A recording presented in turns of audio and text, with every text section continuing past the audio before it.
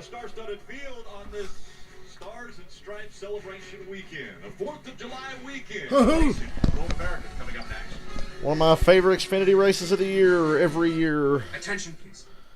Road America, hell of a field today. Larson in the 17, Custer in the 07, Reddick in the 48, Allmendinger, Justin Allgaier, and Josh Berry starting from the rear. Ty Gibbs on the front row, and everybody hates him. Riley Herbst put down a hell of a qualifying lap. Cats and dogs living together as one. Road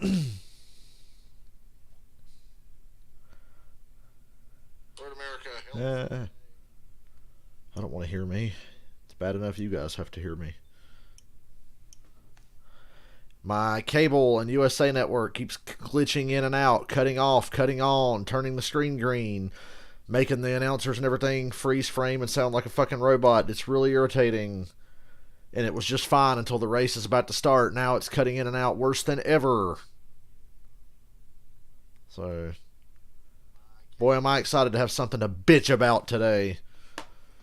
And don't look now, but Atlanta Motor Speedway's next week. And now my USA Network on cable is frozen again. I might just have to give in and watch this on the fucking app. I don't want to, but I just might have to use Peacock. Because this is fucking unbearable.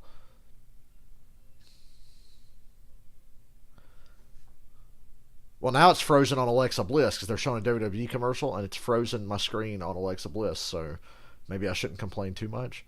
Now it's a bunch of green pixels. Now it's Alexa Bliss again. Now it's Liv Morgan. Now it's Asuka, and now it's frozen.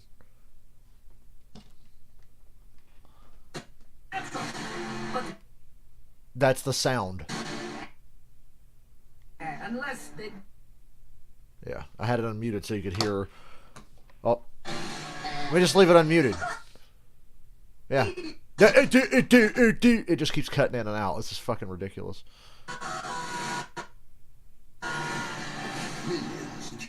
Only in theaters now. Chicago. Am I really just gonna have to watch on Peacock? I swear, I watched the entire pre-race and it would go like 15 or 20 minutes without a problem, but in the last few minutes it's just worse than it's ever been. Happy 4th of July weekend. I gotta work tomorrow. Tomorrow I work 8 to 3.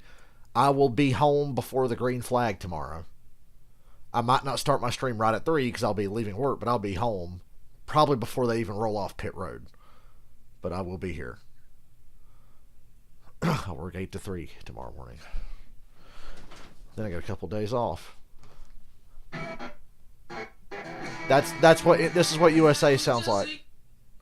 And then as soon as I mute it, it starts. As soon as I unmute it, it acts fine, and then when I mute it, the screen starts going crazy again.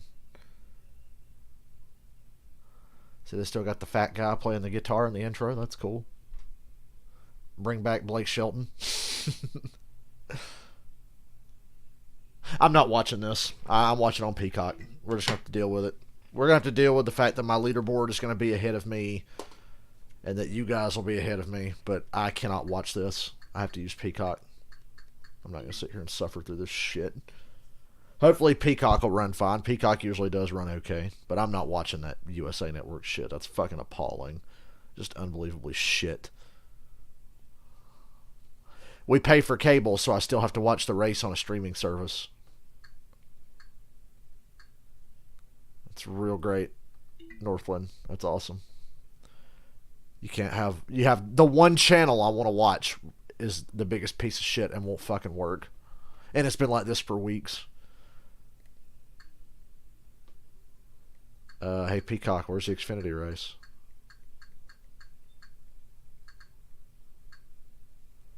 Peacock, where's the Xfinity race? I thought you show it on Peacock. So I guess I'm just going to have to suffer because I'm not seeing it. Okay. Peacock fucking sucks too. This is the laggiest, most shit app I've ever fucking seen. I'm trying to find a way to watch the race. I can't watch it on my cable.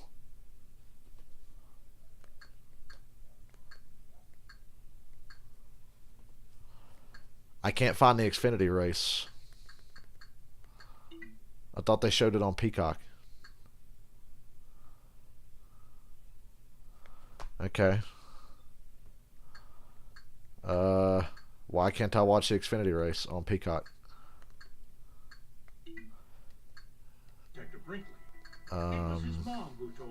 So now I'm in a really shitty mood because I can't watch the race. Because my cable doesn't work and the app I'm trying to use it on won't show me the fucking race.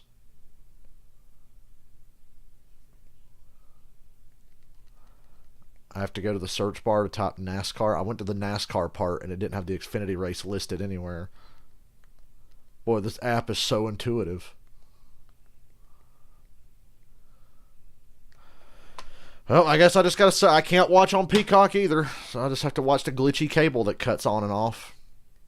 Ought to be a fun day, not being able to see half of what's going on in this fucking race.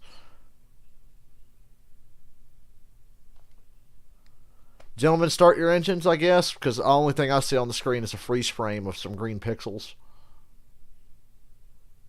Okay, we'll try the NBC Sports app. Peacock won't show it to me. Maybe the NBC Sports app will. Probably not, but we'll try it. Because I was really looking forward to watching this race. I was really looking forward to watching this, but now I'm having trouble even being able to watch it.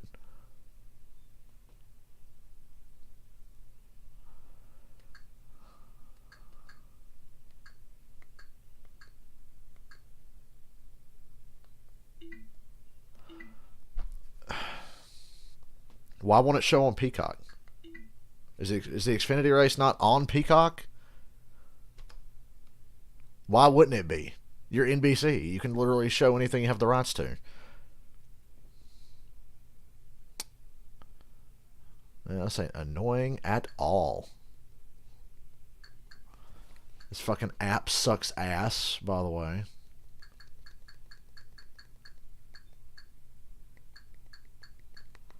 I don't understand. Why is it so hard to watch the fucking race? I got on the NBC app. Oh, you need to sign back. You need to sign in and show. It's like, dude, I've been signed in on the NBC app for like 4 fucking years. Why do you keep signing me out? I'm looking at live and upcoming sports, and the Xfinity race is not listed anywhere.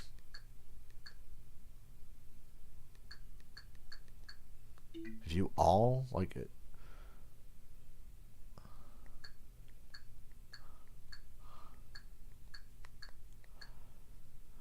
I gotta sign in on the fucking NBC Sports app. So I gotta do this stupid shit where, oh, you gotta go to the website and type the code in and prove that you have the cable and it's like, okay, cool, rock on.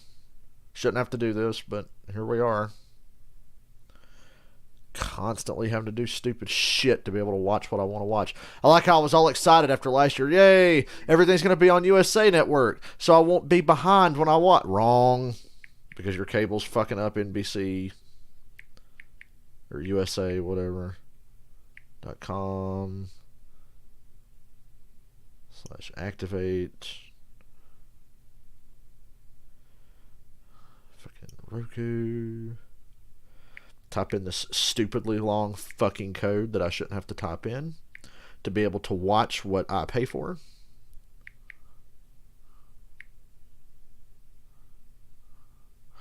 It's your provider. Ironically, Xfinity.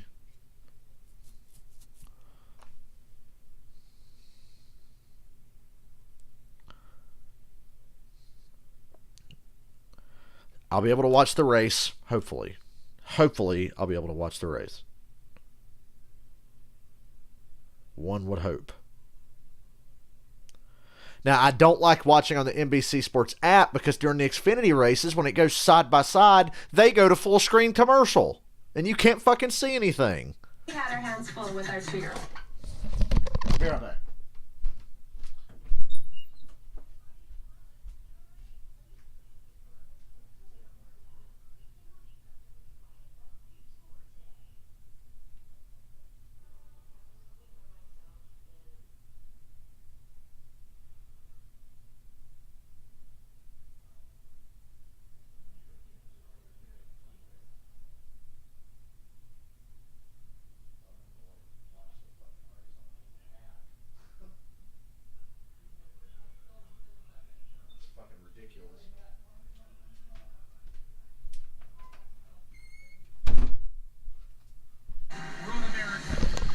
Right. Back at Road America. Road America. To roll off of pit road, let's let you know what the starting grid I'm watching on the NBC app, so the leaderboard's going to be behind, and I'm going to be behind. But Sam Mayer from Franklin, Wisconsin. That's just on the who's here? 2 people are watching, and nobody's posted a comment yet. miles from here. Is my sponsor here by any chance? Look back, row 6, Sage Karam, open wheel champ, open Indy Lights, and F2000. Right behind him, the 27-year-old Josh Palicki from Menominee Falls, Wisconsin, about an hour from here. I think he has more laps this track than every other driver in the field. Back in row 11, series champion. Ty Dillon in the 6. I didn't even catch that. I was looking at this awesome entry list. It's like, oh yeah, Ty Dillon's here, but who gives a shit? Road racer back there in row 13. As we look a little bit farther back, we see a lot of cars going to the rear. It's going to be crowded back there. AJ Allmendinger, he's starting at the back and had to go to the back, and he's going to have some action early starting from that final row. Rutledge Wood has been able to give us a closer Hey, Rut. area that we come to every week. If it goes side by side and the app goes to full screen commercial, I'll flip over to my cable and watch the pixels for a minute or two. Rick, I asked some friends, hey, where should I go? Especially when if it's we at a come key to Road moment in the America? race. All of my racing friends, especially Ryan Evers. SRX at Stafford tonight. He said Simpkins Stop In is a place you got to go. And let me show you why. Because every racer that's basically ever come through Road America, when they win, they come here to celebrate. When you take a look around, you see how many cool stickers, how much signatures, how much history there is, whether it's Andretti, you got Dario Franchitti on the wall. In June, Will Power came by, so did Scott Dixon. I mean, they even have Dale Jr.'s favorite thing, the remote jukebox. You can play other people's songs. So, like, if you want to play a song for my buddy Drew Brown from Trackhouse this year, you can do it. I mean, this place is amazing. So much history. And that racetrack wouldn't happen without the people here at Simpkins trying to push for that track to open. So, amazing history here at the Stop In, guys. Thanks, Rut. And we have had some great views from Rut already all this weekend. From Elkhart Lake, just about 2 miles from this racetrack now, and it was a part of the road course earlier on when it went right through the town. The road course went through there. Every time we can talk to Ruddy, he helps us fill our evening plans. We don't have a stop. You know what's funny? I'm bitching about having to watch on the app because it's like 10 to 15 seconds behind my cable, but the picture quality's better. So, ho-hum. And we've got Riley Herbst. We're going to ride along with him here at Road America. He did this yesterday for us. Yeah, this is a really long racetrack. Why'd you ride along with Riley Herbst? He had a good qualifying lap, but he sucked in practice. You have a long straight followed up by a sharp corner. It's a great opportunity on a road course.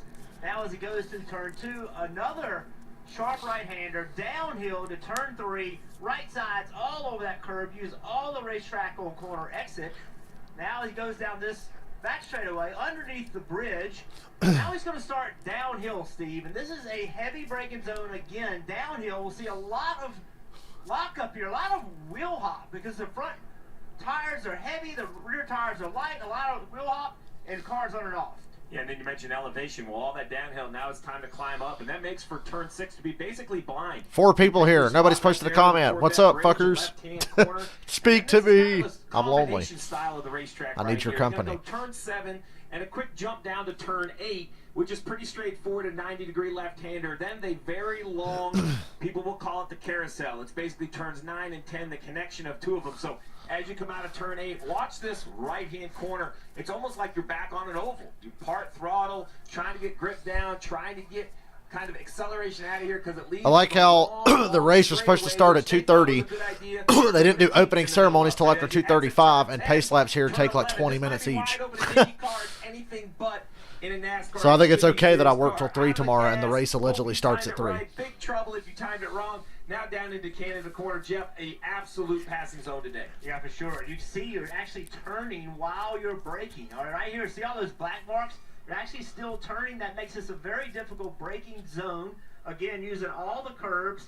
And now as you're approaching 13, this backstretch part of the racetrack, this is a tight little corner. It doesn't look like it on paper, but in person it really is.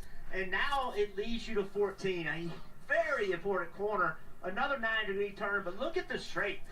It's such a long straight. If you do that well, you can set up a passing opportunity in turn 1. You look at the straightaway, Rick, you and I see an uphill onto pit road. Not the best racetrack to run out of gas on because it's going to be pretty hard. God help anybody who runs out of gas here.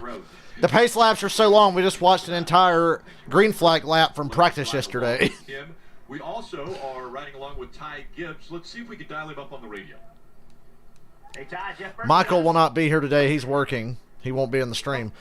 I told him yesterday, though, bet the house on Kyle Larson. He's driving a repurposed Hendrick Cup car from the last 3 years.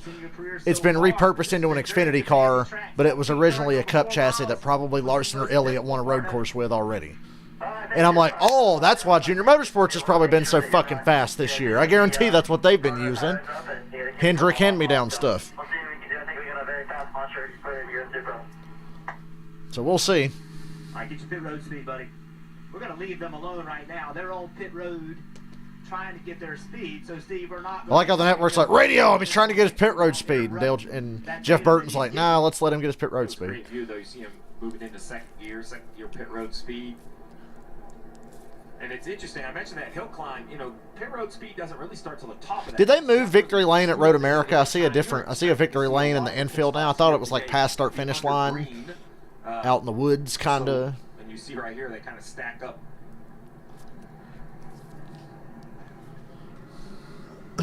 There's nothing easy about this place. We got to come for the first time last year. Rick Xfinity's been here 13 times, but it was only the first trip for the Cup Series. And we got to ride around here in a pace car, and it was just shocking to me that it's not just the... As much as I love Road America, bring back Montreal and my life will be complete. A lot of bumps, a lot of seams, a lot of places to try to find grip. These drivers will take on this little over 4-mile road course. Just for fun, let's flip over and see how my cable looks right now. For those of you just joining us, my cable on the USA Network is glitchy and cutting in and out and turning the screen green and freezing. And just, it's not watchable. And I'm flipping over to see how it's running. Strengthening nutrients and moisture. Yep, still running like shit. So we're just going to deal with the NBC Sports app today. Because for some reason the race is not on Peacock. I have to watch on the NBC Sports app. So I have to hide my own leaderboard from me to avoid spoilers. I've got my computer like half shut.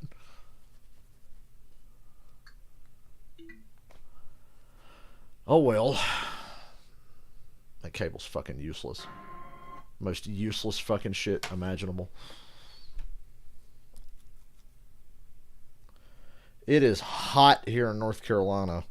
So hot I have a headache and I work indoors.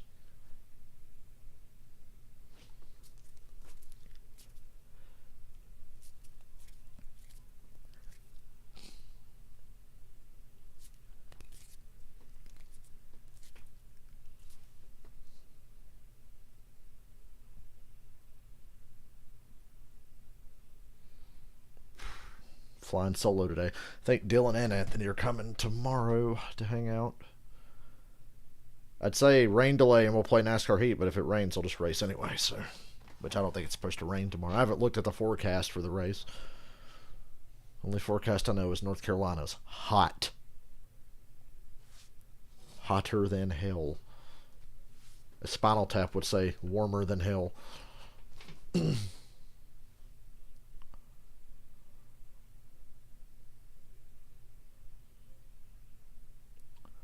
So Larson in the 17, Custer in the 07, Reddick in the 48, Josh Berry, Justin Allgaier, Ray Allmendinger starting in the rear. Ty Gibbs is public enemy number 1. But I think Larson is going to really stink up the show here. If I could, I would bet like $20 on Larson today. Minimum, I'd be like, fuck it, $20 on Larson.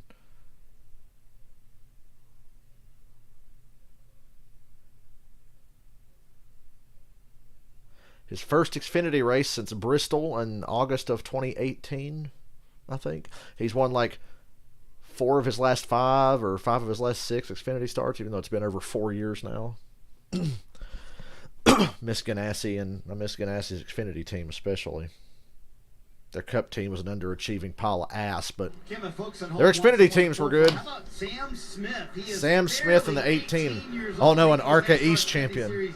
debut with Joe Gibbs Racing here. I talked to him this morning, and he won the last 2 ARCA races as well. And I said, "Do you have much road racing experience?" He said, "No, sir." I told him. He said, "First year ever I've done some road course racing." He's been in Trans Am a lot this year, raced Trans Am this weekend, and he has impressed so far, Parker. Qualified 8th. We'll see if he can get out of here with a top 10. I asked him what the goal was. He said, just 45 laps. Only complete all the laps today. Miguel Paludo in that flashy-looking 88 car. Qualified 15th would be Justin Allgaier in that 7 Junior Motorsports has 5 cars today, and Hendrick has 1.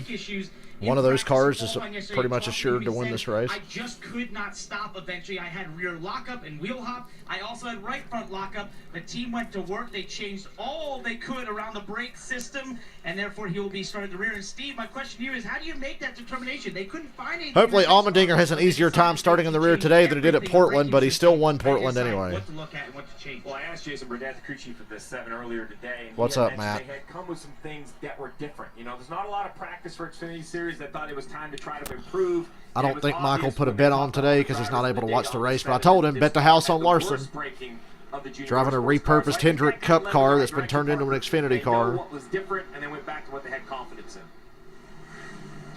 First time for Hendrick in the Xfinity Series since what, like 2010-ish?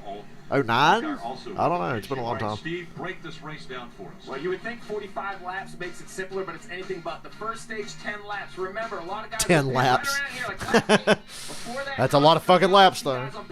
The same thing here at the end of stage 2. You might come to I love this track to death. I love Road America. If Cup doesn't go back to Road America next year, I'll be immensely disappointed. Replace Kansas with the Chicago Street Course if you have to do it. Take one Kansas race and put it on the Chicago Street Course.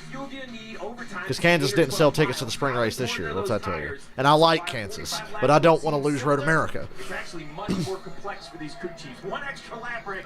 Coming up the hill to the green flag. I'm on the NBC Sports app, so I'm about 15 seconds behind what you're seeing. So bear with me. It's the best I can do. My cable's not working.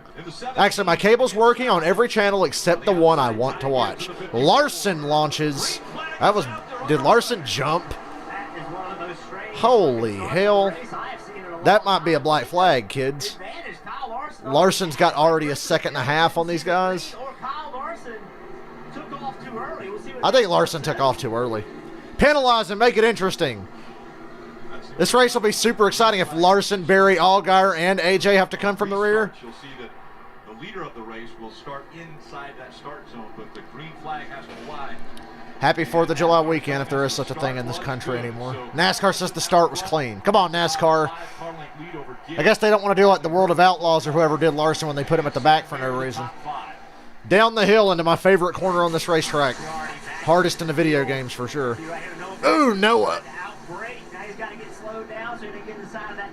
He held it together. It's at about 6th place. The whole field snakes through there. That's the first trouble spot you look for, honestly. If the whole field makes it through there, you're probably going to have a clean first lap. Into the carousel they go. Another great part of the track. The familiar colors, the Bass Pro Shop car. He's a little attack from Reddick. Will there be room? No, Reddick kind of backs out, lets the 9 down. Jeff, you've been in this situation before earlier in your career when you're running. I like how my stream is 8 seconds behind, but even it's ahead of me on the leaderboard. Is that a great opportunity for these Xfinity Series regulars to measure themselves against the best in the sport? I think it's an incredible opportunity. I wish we had more Cup drivers in the Xfinity races on a regular basis. Jeff Burton, don't talk like that. I should have more Cup drivers on the race. No, this is fine. I think we have enough. A lot of big old dust cloud. The sandstorm on Tatooine near Canada Corner. That's amazing, Rick. One guy drops off into the dirt, and then basically the cars disappear, right? The drivers are driving into that blind as well, a high-speed area. This is, I think, Sammy Smith or Jeremy Clements? Oh, it's through the kink, not Canada Corner. Oh, yeah, Sammy Smith. All 4 wheels. Then it was the 18, Smith right behind him. It's a corner that's really easy to overdrive. So Larson jumped out to a big lead, but Ty Gibbs has closed up on him as they complete lap 1. There they are, coming under the flag stand. Lap 1's complete. We mentioned the fact that there's only 45 laps, but Steve, that's how long Larson, Gibbs, and Cole Custer. Yeah, 4 miles, 14 very different corners. You see right there the back of the We have one successful green flag lap under our belts. Give yourselves a hand, Xfinity Series. I looked at the starting lineup and I thought a Kyle Larson versus Ty Gibbs battle would be very interesting today. We haven't seen that before. That's new. And yeah, Gibbs is staying right there with Larson in his tire tracks. Larson in the past has had a habit of burning up the tires on road courses early in runs. I know Hendrick stuff stands up better to that kind of abuse, but he's not been in the Xfinity Series in a long time, especially on a road course. So maybe Ty has a bit of an edge. Ooh, Larson missed that corner. Gibbs didn't hammer in the gas, though, so his lead stands.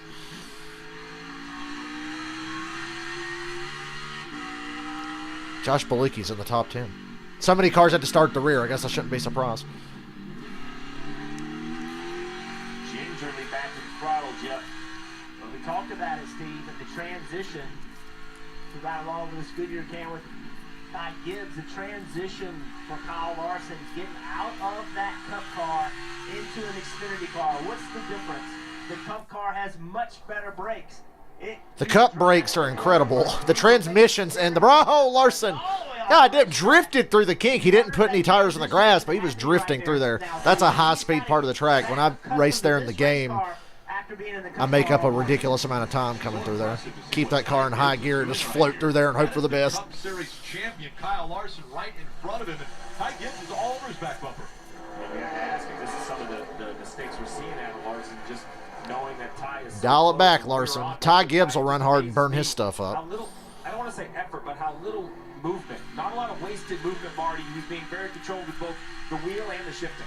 And they told him on the radio, the only place Larson is better than you is turn 5. You're better everywhere else. Let's pounce while we can. But Jeff, as Rick mentioned a moment ago, you've been in this spot. I'm wondering, like, for a driver like Ty Gibbs to be able to pass a guy like Carl Larson just on the track in the middle. You say Carl Larson? Young driver's confidence. Well, listen, it always helps confidence, but I don't think Ty Gibbs is the guy that needs confidence. He believes in himself. He's taken the fight to some of the best road racers in the business and been able to beat them. We've seen him beat A.J. Allendale. Good to see a Hendrick 17 back on track. He expects to be in front of Kyle Larson. With that number font. I'm an old school guy. I appreciate things like that, like number fonts and paint schemes. Although after the last year and a half of Larson, we've all kind of got burnt out on that HendrickCars.com paint scheme because we see an awful lot of it. Larson really good into that corner there. I like the way Gibbs arced that corner, but Larson beat him pretty good through there. Now Custer's catching both of them. That's going to put more pressure on Gibbs to get this pass made. Remember California this year, Custer stomped their ass. Gee, I wonder where that 07 would be running if Joe Graf Jr. was driving it. By the way, A.J. Allmendinger's gained 19 spots. Allgaier's gained 15. John Hunter Nemechek's gained 8. John Hunter's in the 26 today. This is a really stacked field. Probably the most stacked Xfinity field we've had this season. Improved the braking of the 7 as we see him moving through the field. You can't do that without brakes. You got to be aggressive to the brakes and confident. So this has the vibes of one of those older Road America races from the early 2010s or the Montreal races. It actually has that kind of vibe to me just because of the entry list we have. On lap 3. 3 cars have broken completely away. Once again through the canyon and up the hill to Canada Corner. Ready to pick the hard right-hander here. Larson's dialing back his corner entries. He's not so out of control now. But he's got 2 cars right on his bumper. I'll go to commercial now. Just for fun, let's check on my cable and see how it's running. Let's check on my cable. Maybe if it acts right, I can just switch back to watching the race on cable. We're going to do this periodically through the day. Nope. I turn on my cable and it's a giant pink screen with a bunch of pixels. I think it's frozen on a T-Mobile commercial. And I have the sound up. So there's just literally no sound coming from the television. Oh, there's some sound. All right, back to the app. We're obviously not going to be able to fucking watch the race on cable. Back to the old NBC Sports app. I'm assuming they went to full screen commercial and not side by side. If they're side by side and I'm missing it, I'm pissed because that's a great battle for the lead right now. And the NBC app likes to go to full screen commercial even when they go side by side.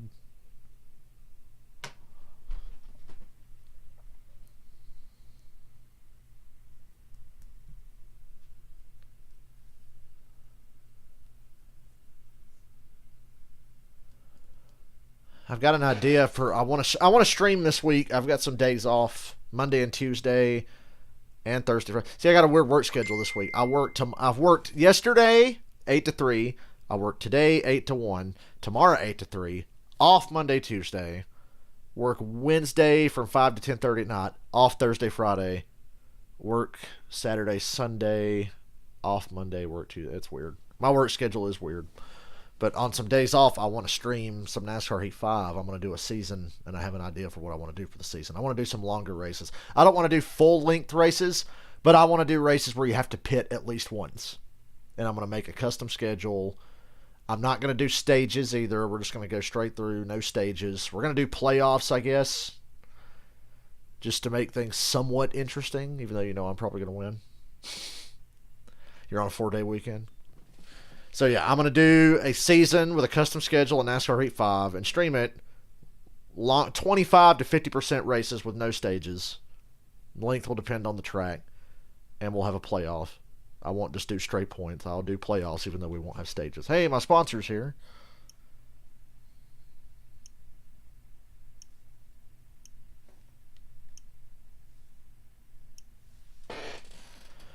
Chris, thank you for joining us as we watch this race on the NBC app because the cable we pay for is not working.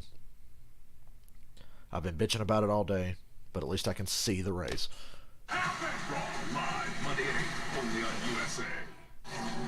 And Ty Gibbs to the inside of Kyle Larson into turn 1. Can't get it done. This is a hell of a battle. We're only 5 laps in, and Custer, Gibbs, and Larson are all over each other. I love this racetrack. Remember, I told you this race has given me them old Montreal early 2010 Road America vibes. I'm loving it. AJ Allmendinger is 15th. He started dead last.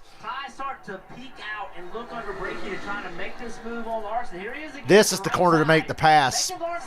Larson makes him go to the outside. Oh, Gibbs is going to be lucky to make this corner. And Custer to his inside. Woo!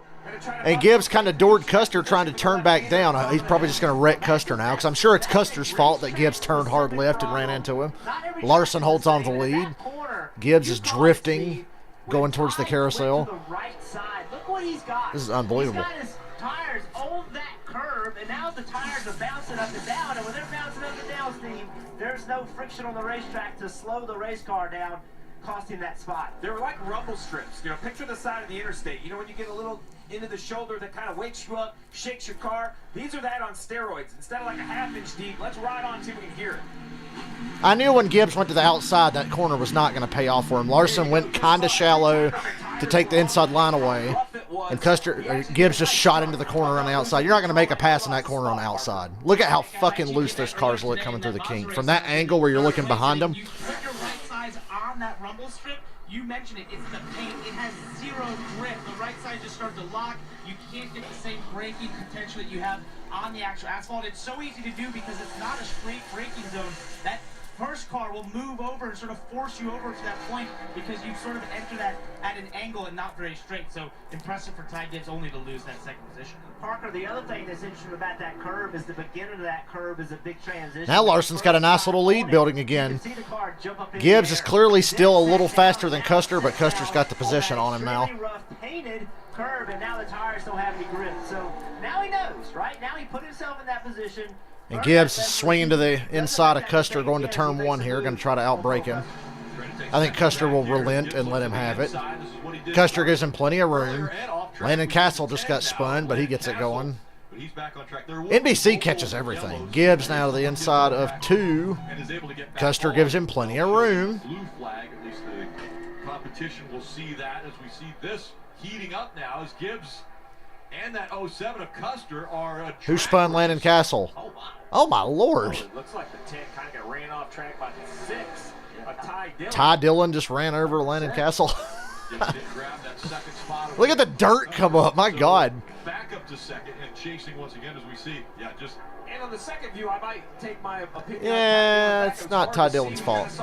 I just saw dirt and Ty Dillon coming through it, and Landon Castle spun around. Shoved off for just a mistake, but it was hard to see. Now, we always talk about what's a crew chief strategy, different things. Right now, what I'm telling one of these front 3, look at the pylon, look at the timing on the left side. 7 seconds back to fourth. So if I'm the crew 3 chief, cars, 7 seconds ahead of the rest of the field. I'm like, guys, we're 5 laps in this race. Let's not give it away and get back here into this mess. Because look at these guys. I mean, this is a stacked up mess. Hemrick right here in the 11 kind of leading the pack. Remember Daniel Hemrick? 21, that red, white, He's and blue. 17th. This is back just outside the top 15. 18th now.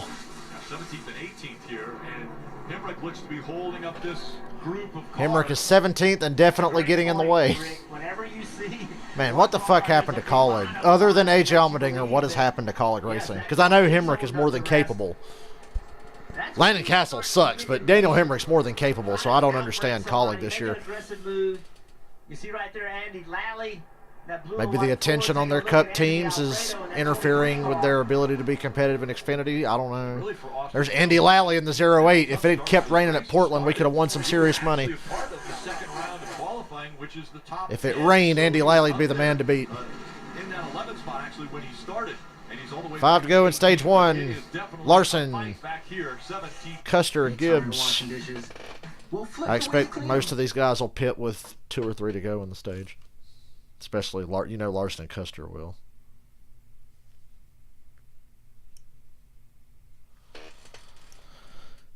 I'm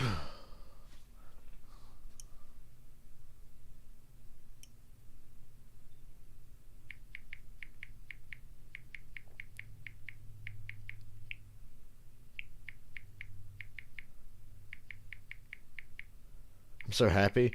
I got to disappoint somebody so bad at work today. So there were 3 of us there today. My manager, Mike, put him and Jacob on the registers, and I just ran stock all day, and Mike would come help me stock and leave Jacob on the register because it doesn't really get crowded in there.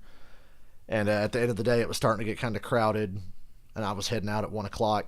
So I go up to the front and buy my stuff that I wanted, my Powerades, and I go behind the counter to clock out. And this guy's like, hey, he tells the person behind him, he's opening up that register right now. Go ahead and get in front of me and go to him. And I'm like, I'm clocking out, buddy. I love that so much. They're like, oh, they're opening up the second register. Yay, the line will move fast. No, buddy, I'm clocking out. I love getting to do that. I always love it going up there and I start pressing buttons and they think I'm about to like check them out. And I'm just like, oh, no, I'm leaving. You're on your fucking own. You are on your own.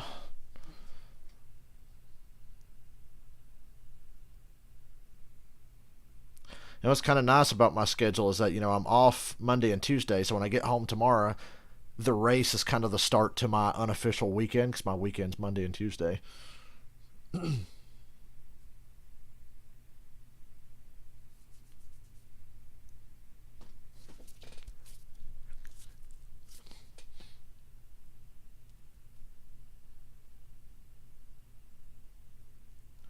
Another thing I don't like about NBC Sports app, the ads last longer than the actual ads sometimes. Did you miss anything? Ty Gibbs about killed himself. Larson's drifted through the kink, almost killed himself. Custer, Gibbs, and Larson have all driven over 7.5 seconds ahead of the field, running 1, 2, 3. And AJ Allmendinger's come from dead last to about 13th place, I'm assuming by now. When they get back for commercial, he'll probably be about 12th or 13th. And I'm watching the race on the NBC Sports app because my cable's not working. And the race is not on Peacock for some reason. There, you're all caught up now.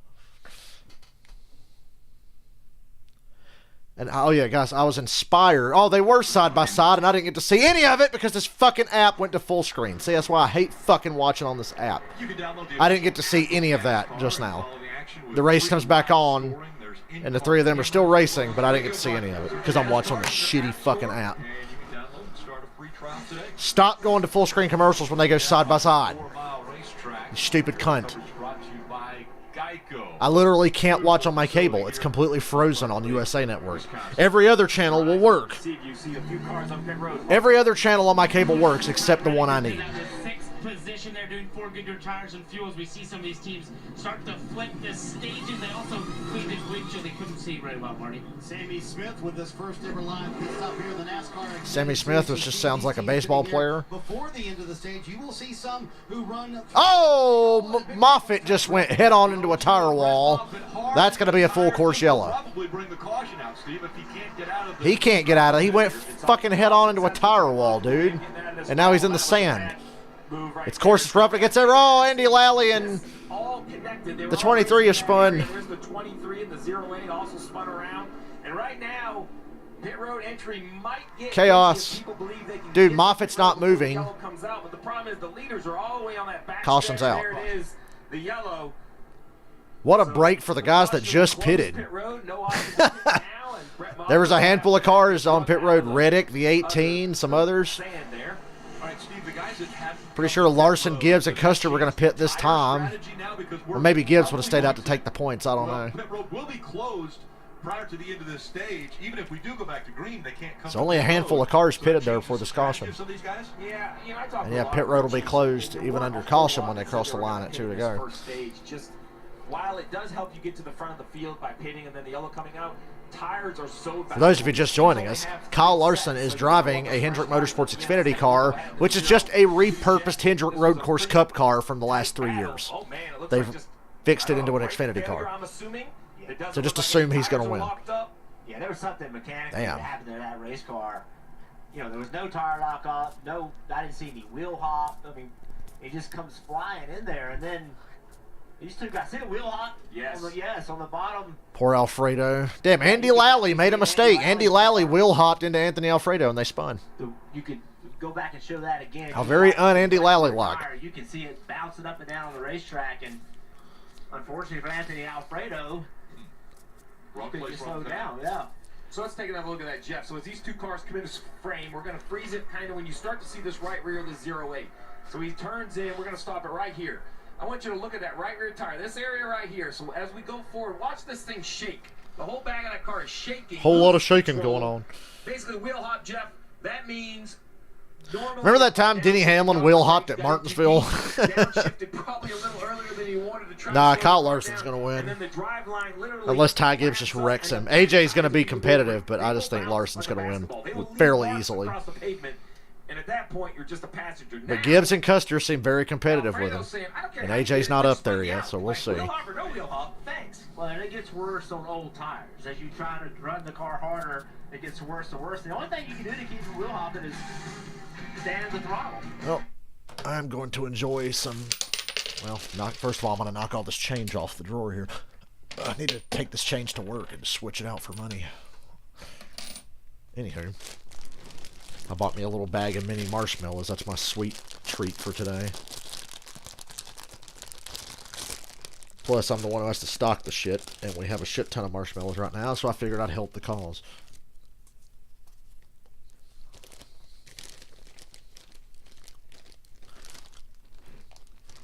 Just for fun, let's check on my cable again.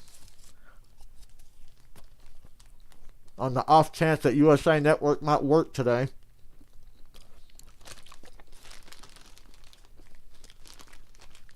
It is not.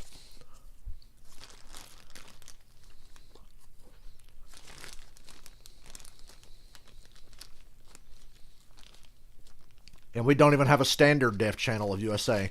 Both my USA channels are in HD, and they're both freezing up. Like, now it's just completely fucking frozen. That will be rectified Monday when I call the cable company and cuss them out.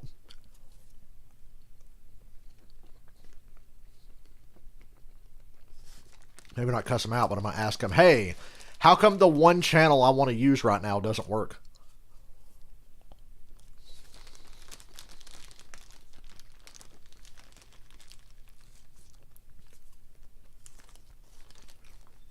Need to fix that shit.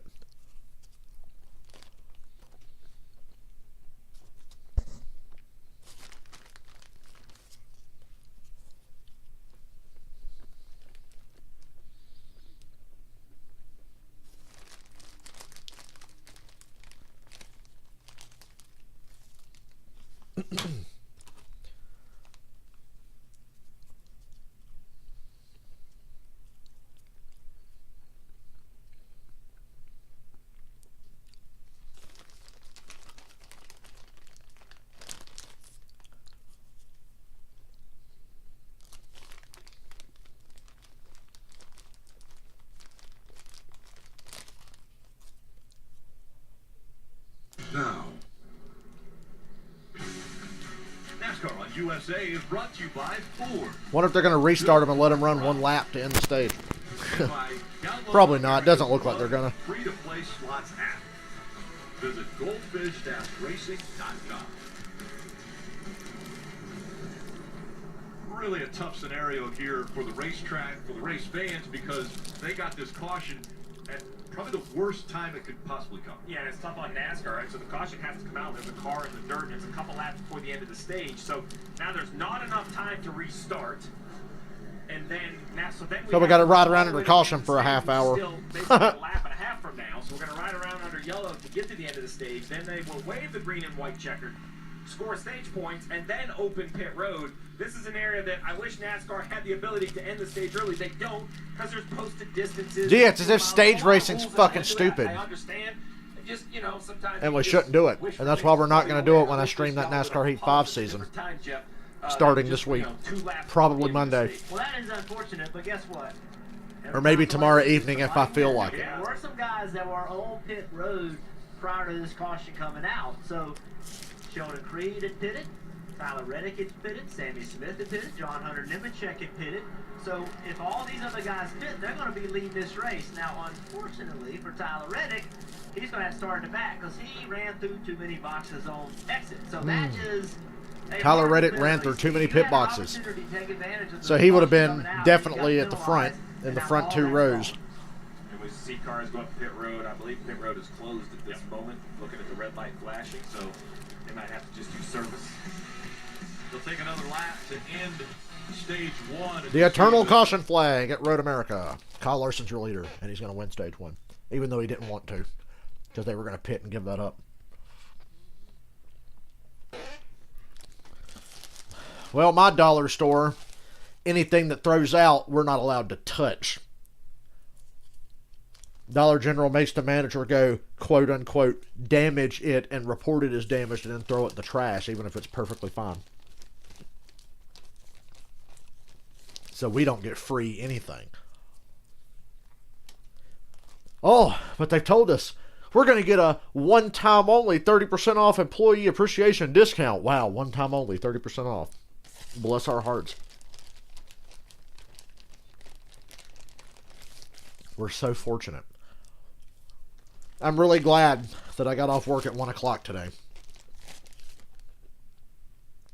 Because the boomer 4th of July crowd was starting to come in. I wasn't on register anyway. I couldn't do register. I didn't have a drawer in. I was just stocking, but really glad to get out of there. Bunch of fat people in American flag shorts and shit coming in. It's amazing I was able to get this little bag of marshmallows before they ate them all.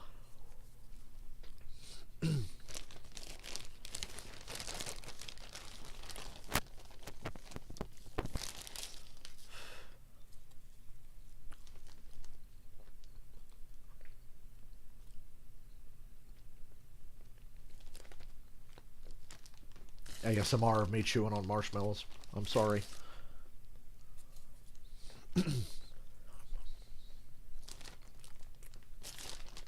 Keep Road America at all cost, but move Daytona back to 4th of July and make Atlanta the regular season finale. And make it a night race, because it's hot as fuck in Georgia in the summer. Plus, you make it a Saturday night race, I'd like to go. So I just solved your fucking problems there, NASCAR. Daytona goes back to 4th of July. Atlanta becomes the regular season finale. And Atlanta only has one race a year, the end. See? I'm a genius. Put me in charge.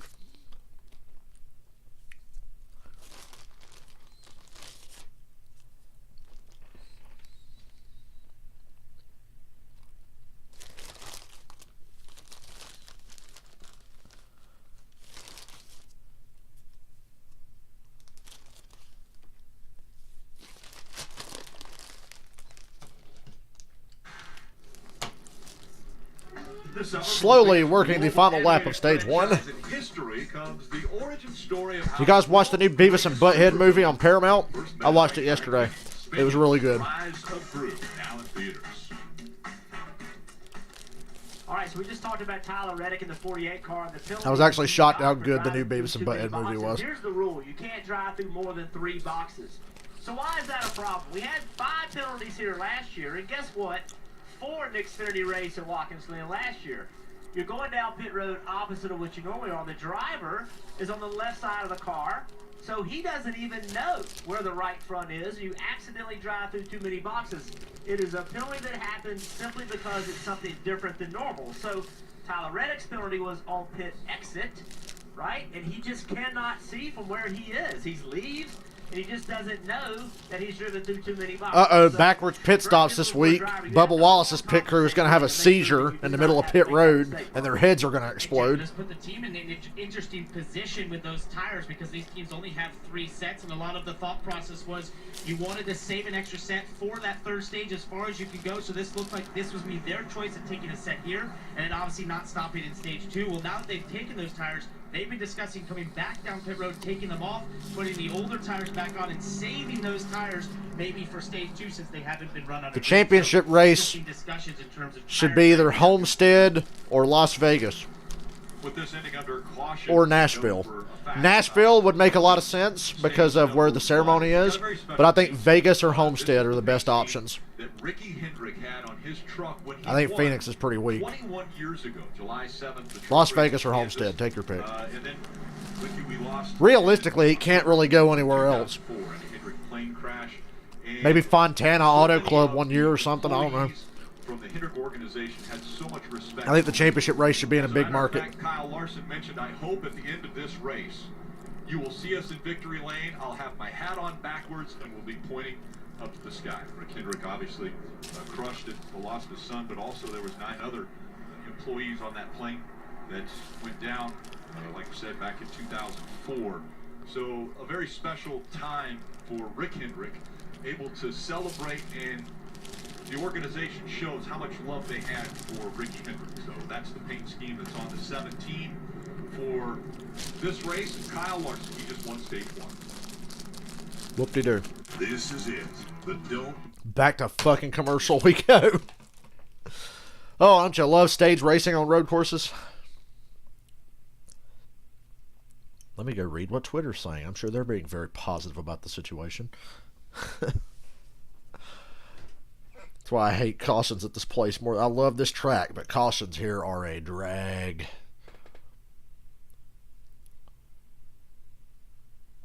Kids get into Pocono free.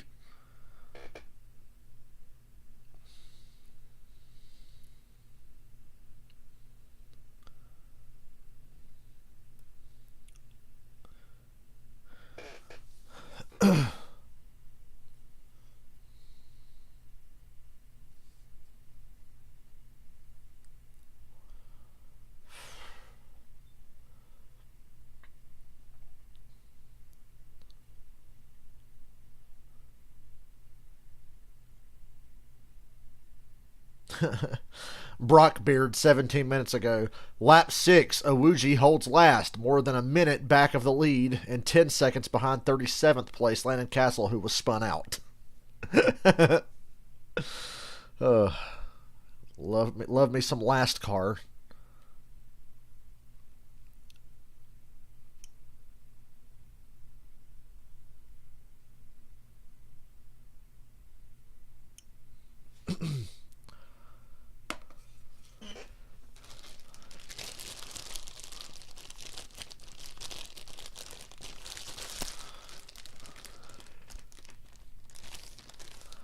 I don't think the plane going down affected Hendrick's dominance because Jimmy Johnson won 5 straight championships right after that. And Jeff Gordon had a season where he had 30 top 10s. And in 2009, they finished 1, 2, 3 in points with Jimmy Johnson, Mark Martin, and Jeff Gordon. So I don't think the plane crash really affected them on track. But behind the scenes, I'm sure it was a fucking nightmare.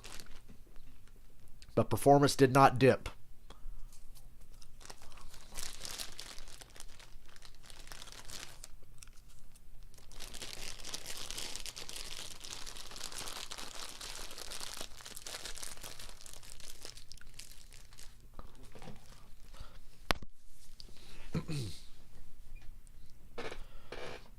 Built for it. Yay, open pit road. Let's get stage 2 going. Dylan's Life of the Fast Lane is coming up on our Xfinity Race coverage. And be sure to catch the new episodes Thursdays at 9:30 p.m. Eastern. Only I hope on USA Network works better tomorrow, but I'm sure it won't. You're watching the NASCAR Xfinity Series Henry 180, which has just completed stage 1. The field will be coming back around, and now pit road will be open. Steve, what do you think? How many takers will we have? I don't believe anyone at the front is going to want to pit here. I know they want fresh tires, but now that the guys that did pit it all the way back there outside the top 25, I think you'd be better off trying to save that set of tires, as Parker was mentioning earlier. You know what? That's a bold strike. I would have just assumed that they would pit. Let's go back But and visit if his you races feel that like he you won can make it alongside 20 Aaron laps on a Vinces, set of tires NASCAR here, owns the line. So one stall, two might as well stay. stalls. As hard as Larson, Gibbs, and Custer, I think Custer was driving the least hardest, but I think as hard as Gibbs and Larson were driving, So, had they're really going to Tyler have to been woe what, it down here to make it to the end of stage 2 left, if they he stay wouldn't out. have been penalized, but because he's on the line going through that third stall, the fourth stall actually, that's the penalty. Yeah, it's hard to believe, right? Inches. And Larson pits. Gibbs stays out. Larson, Custer, Herbst, Gregson, and a bunch of others pit, but Gibbs and Brandon Jones stay out. And obviously the cars that pitted near the end of the stage will stay out too. So it's a split decision here. And Cole Custer in that 07 you see right I now, like pitting there. I didn't see going 20 laps on a set of tires, especially Kyle Larson, as hard as he was running. Keep your foot on the brakes during this stop. He reported he just needs to be a little bit more snug in the left-hander's air pressure adjustment. The call is going to be 4 tires for Cole Custer. Marty? So expect Ty Dillon, who stayed out, or Gibbs, who stayed out on the racetrack, to go a little bit longer here into stage 2. Kyle Larson coming down pit road. Had a few comments about his race car, felt good about it, wanted to know where the 54 was better than him. Also wanted to know where AJ Allmendinger was. He knows that the 16 is coming up through the field. How about Riley Herbst up at the very front end of pit road there? Marking pretty quick, struggling a little bit, and the right-hander 17 leaving pit road. So Steve, 54 stays out. When will they be on pit road? Well, I expect him to try to run as far as they can in this next stage. It really depends on how fast this 17 is catching. Larson, Herbst, Custer, Mayer, Clements, the first 5 off pit road. Ty Gibbs, the leader. God, with all these commercial breaks we're getting. I'll be right back. I'm thirsty.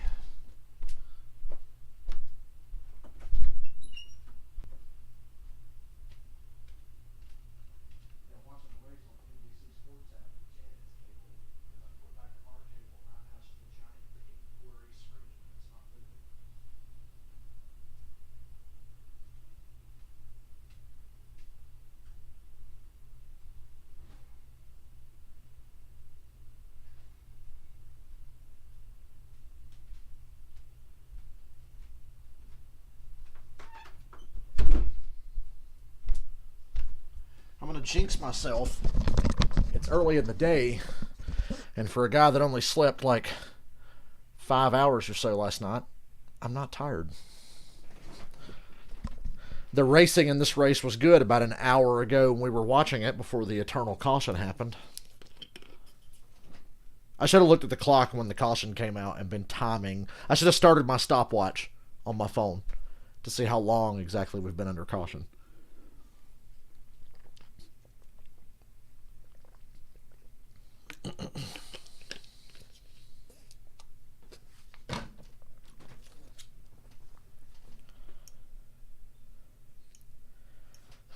Also, NBC, what the fuck? You've got a NASCAR race on the 4th of July weekend at a sold-out racetrack. Put the race on USA Network. That race should be on NBC. The 4th of July race should always be on NBC.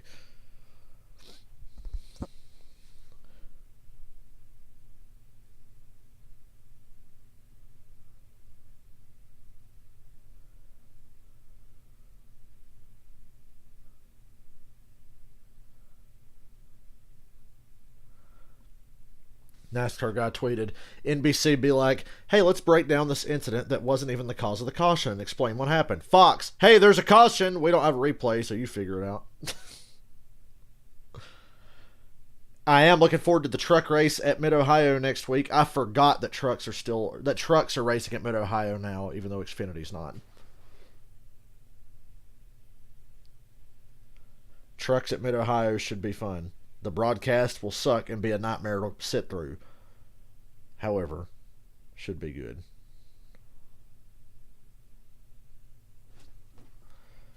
Joined us on this 4th of July weekend for racing from Road America for the Xfinity Series. I cannot celebrate a holiday of a country that just took rights away from like 1/3 of its population. City View. So, no, happy 4th of July.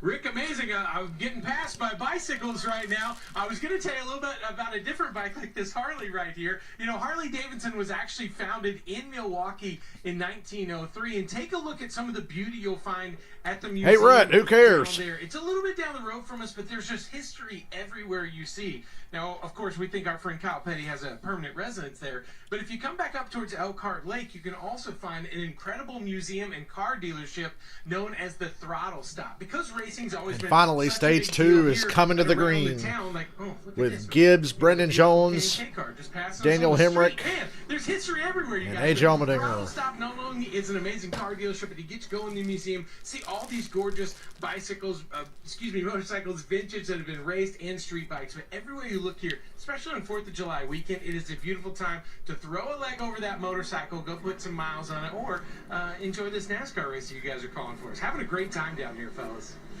Good for you, Rutledge. Congratulate Kyle and Morgan. Hear that? Rutledge is having a good time. I know you care. Mom was born this last week, so congratulations to our friend and colleague. You see the field pairing up once again, 2x2. Yeah, so it's going to be very interesting. The front group of cars didn't come to pit road. Then there's a small group of cars that were super lucky and they got to pit road before the caution.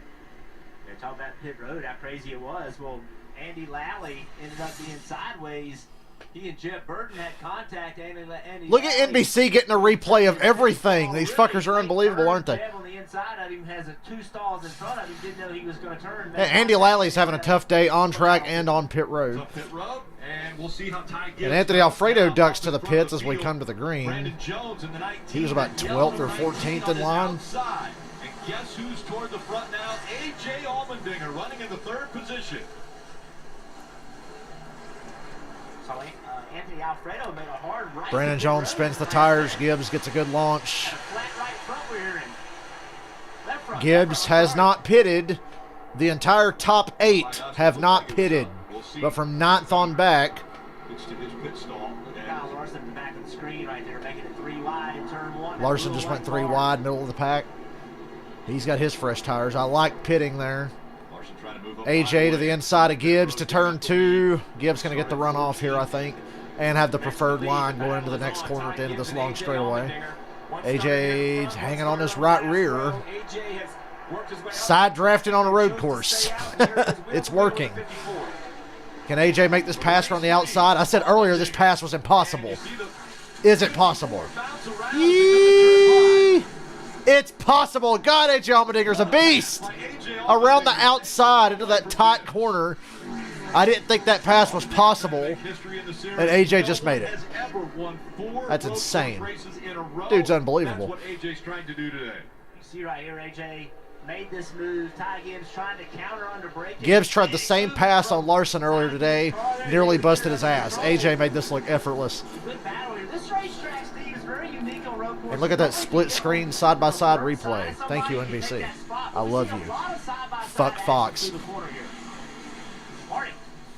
Would you have to ever walk up to an athlete before an event and just know their focus? That was AJ Allmendinger. When I saw him on the grid today, you knew he had to come all the way from the back to the front, and he's done that from last to first for the Dinger. But Steve, I have a question. Since they didn't put in a qualifying lap on this 16 because they had to change the entire braking system on the car. Kyle Larson is 14th on fresh tires. Tires for this race, and we know tire wear huge here at Road America. So how big of an advantage was that for the 16 to start on those fresh Goodyear versus the rest of the field who qualified on those tires? Well, it's an advantage, but I assure you if they could have qualified, they would have.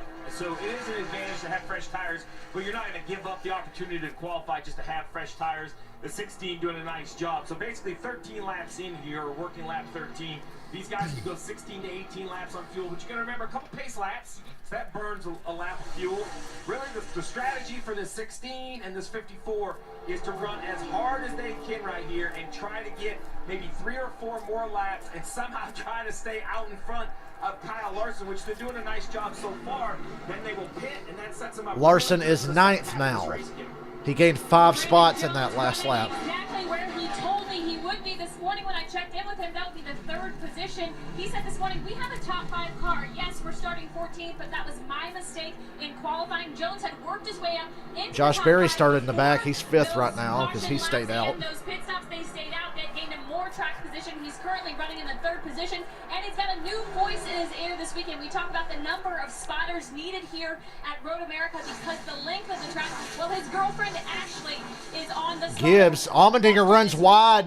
She helped Gibbs passes him to the inside of the corner that AJ passed him on the outside of the last lap. Jones in the 3rd position. So now Gibbs is back in the We lead. know how it works if you're And AJ's trying to cross him up.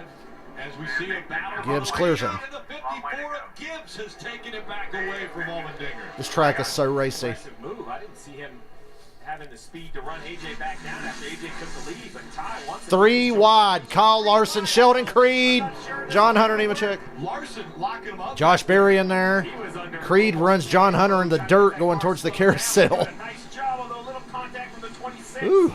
I thought John Hunter was going to send Kyle Larson there and spin him. Not that he was meaning to. I just thought he was going to just overdrive the corner and hit him. Go back and watch this battle for the lead. Watch Allmendinger. I'm sorry, this is the 3 wide action right here. Larson had to just jam on the brake to not kill John Hunter. And then Creed sent John Hunter into the dirt. All the way off course. Good hard racing. Watch this right here. Look at Allmendinger. Watch his car. He's not turned. He's in too deep. You can see him downshifting fire flying out of the pipes. He just got in there too deep and tried to use the transmission to get himself slowed down, but just didn't do it, and that opened the door for Ty Gibbs. And Steve, remember that's why this 16 car is in the back of the pack. Their braking system was not how they wanted it yesterday. They had to make a change, and that's why they're starting in the back. And now right there, once again, braking was a problem, and that's what lost him the lead. And then we just heard him say so much easier to drive, so a little bit different from yesterday when they couldn't even qualify. He was having so many problems with the brakes. Yeah, I didn't know if he was talking about his car or looking at the 54 saying that it was easier to drive than himself. That's what I actually think we heard right there is him commenting on the 54. He believes his looks easier to drive than his own car. That's why the 54 is able to overtake him. I'm really just impressed with what these cars are doing on old tires, right? I mean, Kyle Larson in 6th position has fresh Goodyear tires, and he's really unable to run these guys down right away. This was a good strategy for AJ. I didn't agree with Gibbs playing this strategy, but it's working. Great for AJ, though. Now he's got clean racetrack. So let's look at some lap times and see what those tires are going to do. Larson up to 4th now, right there in the 17. Behind him, Sheldon. Thank God this race has been green for a few laps. A former truck champion came in the Xfinity Series this year in that number 2 car. Really had high hopes, but just has not run very well trying to get that turned around. Gibbs separating himself now from AJ, and almost a second between 1 and 2. Every lap I run this track in the game, Road here pretty soon. I put tires in the grass on purpose to try to cut the corner a little bit. And I'm seeing guys do that going towards the carousel. So I guess it's realistic when I do it. Every lap, I'm seeing multiple cars cut that little corner to get a good arc to go into the carousel. A little bit. One of his right side, right against that curb. Is about 3 feet off of it. Becomes much more difficult, Steve, as you're behind this close to other cars. Remember, he was running very well inside the top 5. Woo! Car off course. Hemrick off course. He's back on. Was running for him, but just not the speed you would expect from Hemrick. A little bit too hard in turn 12, so Daniel Hemrick is going to get overtaken now by Riley Herbst. Up front, Ty Gibbs, Allmendinger, Brandon Jones, Hemrick, Creed, Larson closing in. Halfway through stage 2. How about another cable performance update sponsored by Nationwide? Remember the Nationwide Dale Jr. performance update? Let's check on Dale's cable. Still a mess of pixels, but it has some sound. I think the channel's trying to work again. I'm going to keep my cable on through this commercial and see how it fares. And if it fares well enough, I'll start watching the race on the cable again. At least I know they're not side by side and I'm not missing anything now. This is the longest this cable has gone now without cutting out, so maybe there's hope for us to be able to watch the rest of the race.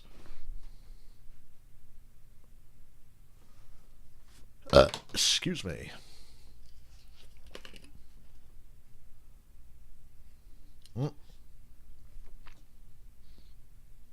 Starting to cut out again. Oh, now it's back. It's doing it a lot less now. At least I know I have the NBC app to fall back on.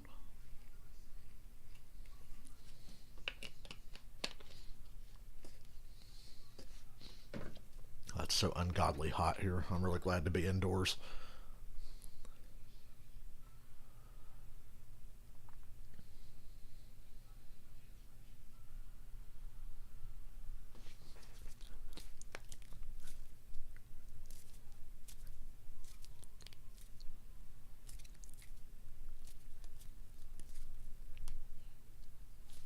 And we're back. Kyle Larson on the pressure tires has just overtaken Larson took the lead during the commercial. It happened coming up the hill after turn 14. He was 5th when they went to commercial. So with much fresher tires, Kyle Larson. And by the way, I'm on my cable now, so I'm not behind anymore. I am caught up. I can actually look at my leaderboard again. Kyle Larson. Anytime you hear the sound cut out, that's just my cable acting up. I think that big mess of blue pixels there is Kyle Larson passing Ty Gibbs. I'm not sure. Because they haven't even put a fresh set of Goodyears on yet. They feel really good about how long it took the 17 to catch them. I would expect to see the 54 to come to pit road very early. Probably in the next lap or two, they have to feel great about their strategy.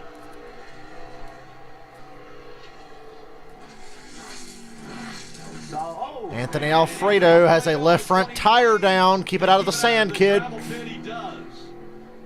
Oh, he's got a long way to go to get back to pit road, though. He's in turn 1 right now.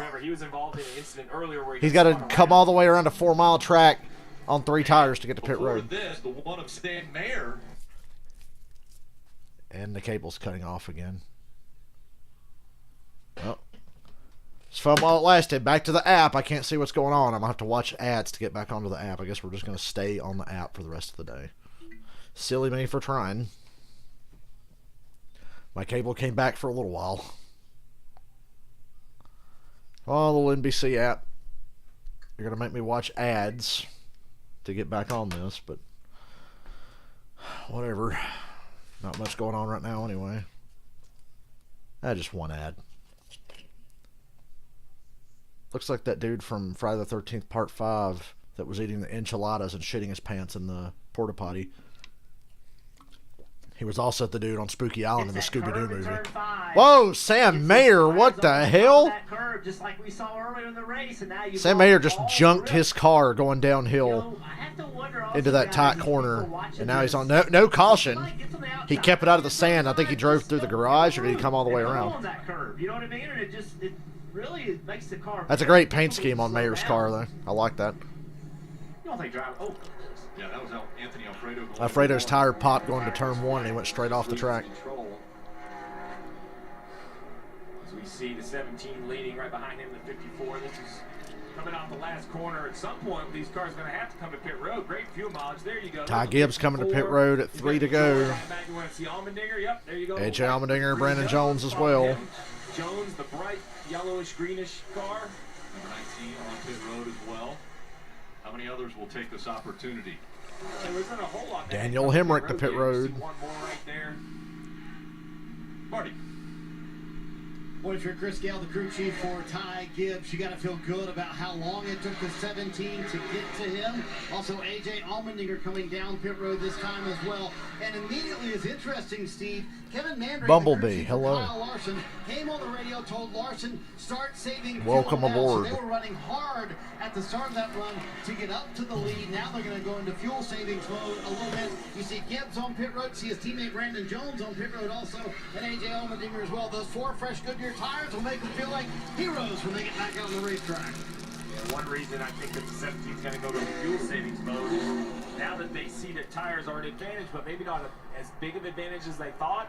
That now they want to have the opportunity to only pit one more time. Because remember, this stage is going to come to an end in 3 more laps. So You know, these guys were able to run the entire first stage and most of the second stage on one set of Goodyear tires. Now they know the caution's going to come out and stack this field up. So now the 17's thinking to themselves, man, we thought we were going to pit. We might want to stay out and save a set of tires. So when we talk about strategy, it has to be liquid. You have got to be able to adjust on the fly. How many laps can they go on fuel? Well, I thought 16 to 18, but right there, we saw those guys run 17 plus pace laps. So, yeah, I think we're pretty close. If anybody hits the wall again like Brett Moffitt did, but at a higher speed, you might see something messed up today. When we will see the 17, that's his new strategy, you think? Well, that's what I'm guessing. We'll see what happens at the end of this stage, but if I'm Kevin Mendring, I believe in it. I'm going to have to only stop one more time. Plus, I think you want a set of tires for late in the race. We saw Austin Cindric win from like 22nd here on a green-white checkered.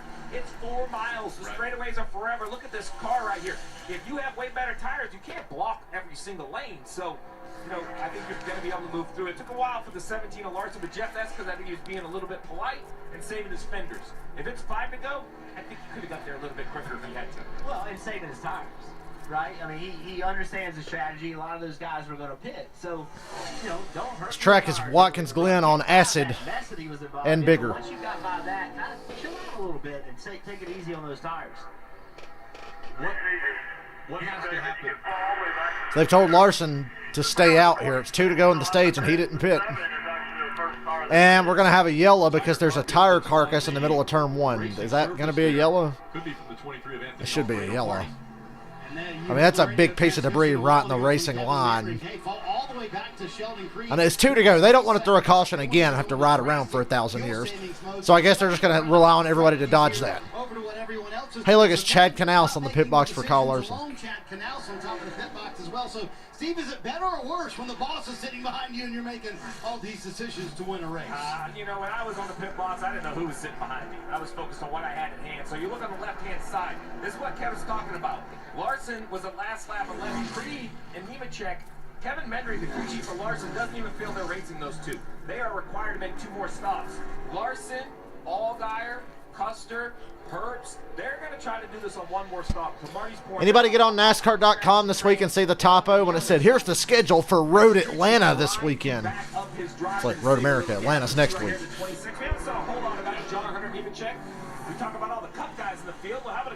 Dude, there's debris everywhere. Look at the debris going into the carousel. A lot of debris at turn 1, a lot of debris at the carousel. NASCAR's like, keep it green, boss. Well, I guess that's consistent with the final couple of laps in the Cup race at Nashville last week. Keep it green. Fucking Hendrick car's leading. They're going to keep it green. No, I'm kidding. I'm glad they're keeping it green, but realistically, that should probably be a caution. But they don't want to repeat at the end of stage 1, so I don't blame them.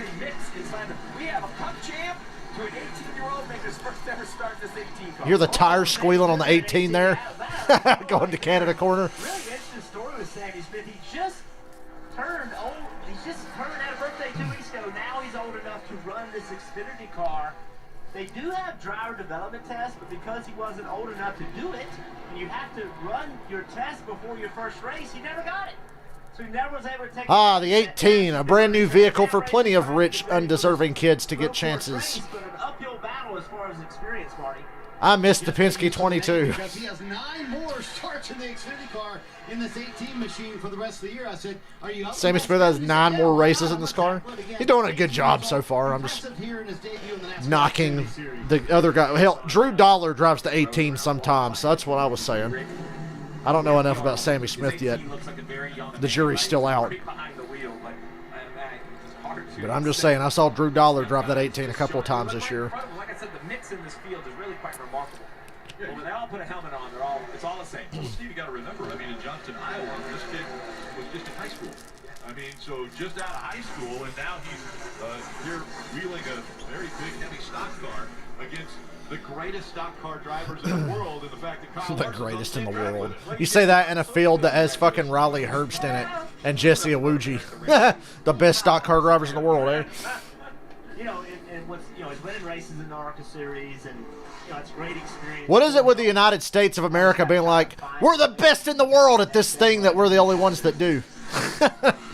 Like NFL football and generally in stock car racing. Oh, the best stock car drivers and best football players in the world. Yeah, they're the only ones that do it. And we've talked a lot about Kyle Larson, but let's not forget about 1:07. I know there's stock car racing in other countries, but it's also NASCAR sanctioned, I'm pretty sure. Is in good position to make a run at the checker.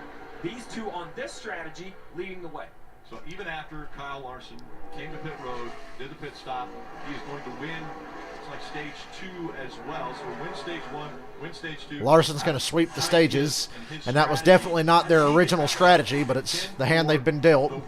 They'll take it. Oh, he's going to be just fine. So pit road's going to open here after the end of the stage. We're going to move right up with a bunch of cars that pitted in front of him. So he's going to have a lot of opportunity. As you see the 7 of Allgaier. We mentioned Smith. They're side by side to get in the line for a tight set of corners. I like that scheme on the 7, the core number. Pretty creative, whoever thought that up. Bryant, yeah. And coming up the hill for the final time here in stage 2, Kyle Larson. Kyle Larson, stage 2. Stage 1 and stage 2. And by the way, a driver has never swept both stages on a road course and gone on to win the race. So could Kyle Not in the Xfinity Series, but Larson did it in the Cup race at Sonoma last year because Kyle Larson does things that other people just can't do. 3 road course races in a row. No one has ever. Jeremy Clements gets stage points. 4 in a row. Rough stage for Sam Mayer. Just for funsies, let's take a look at my cable again. I'm going to keep doing this. They tricked me last time, and I started watching it again, thinking, oh, it might work.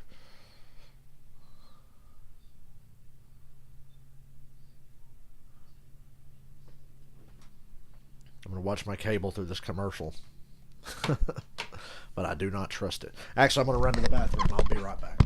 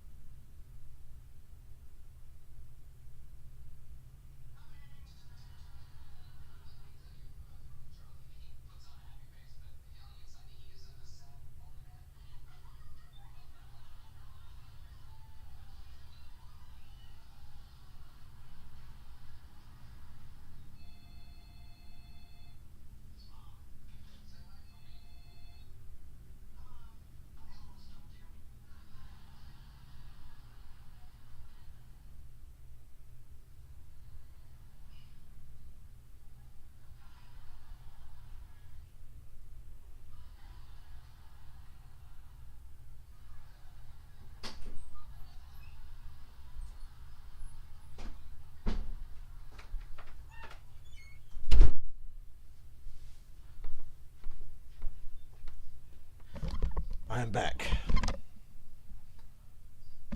My cable's still working. Are these bastards going to trick me again? My cable's been working through this entire commercial. They're going to trick me again. We're going to stick with the cable. In the words of George W. Bush, fool me once, shame on you. Fool me twice, you ain't going to fool me again. Win race tickets, original racing gear, and more. Yes, that's goldfish.racing.com now. Let's check in on the Peacock Pit Box with Dale Jarrett. Never fails to make me laugh, the Peacock Pit Box. And why the fuck did Dale Jr. get today off? Maybe the 3 quickest drivers out here might be on some different strategy, especially Gibbs and A.J. Allmendinger on a different strategy, kind of the same one against Kyle Larson, who has led a lot of this race. Yeah, we heard the guys in the booth talking about Kyle Larson actually trying to save a little bit of fuel to jump strategies, to skip scap strategies. My question is going to be, though, DJ, that extra set of tires, who has them, who doesn't? When do you come for fuel? How does your strategy play out in this last run? Because it's going to go a little quicker than we think, I do believe, because it's going to be a lot of long green flag laps. So what position have you put yourself in as you come off pit road to be successful at the end of the day? Yeah, and at the end of the day, it's a long time. We talk about this last stage, 25 laps here, so quite a bit longer than what they have run. Easy to make a mistake. Overdrive the car just a little. We've seen almost everybody here. Who is going to be that driver that doesn't make that mistake and is on the right strategy? Should be pretty fascinating, guys. Yeah, that's why I'm glad I'm standing next to you, Steve, because you're the one who can decipher all this strategy that's in front of us. I'm going to this is going to sound silly, but for the race fan, just you got to have to kind of enjoy the racing and see what ends up about halfway through that next stage, because there's a lot of different ways to get there. We don't know which one's the right way. Like, some decided to go the interstate, some decided to go. Depends on how the cautions fall.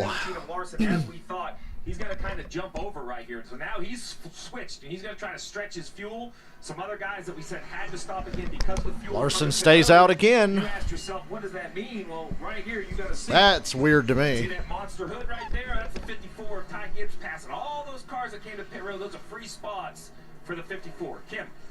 We talk about the Cup guys in this race. There's also a Truck Series regular. That's John Hunter Nemechek in the number 26, pitting from the 4th position. You see his team going to work there. He said he just needs more lateral grip. He can't do the things he wants to do in the turns. Needs a little help, air pressure adjustment as they put 4 tires on that car. Marty.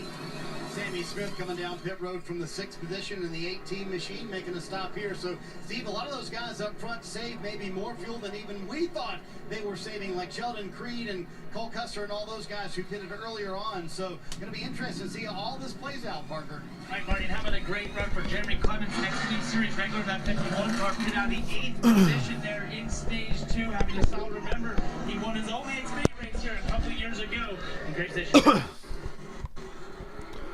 Stream hasn't been exactly lively today, has it? First cars off pit road. Hometown guy. We haven't said his name much today. You had said Menominee. Where Jeremy Clements got that right front damage from. Ooh, my cable just did the thing again for like an 1/8 of a second.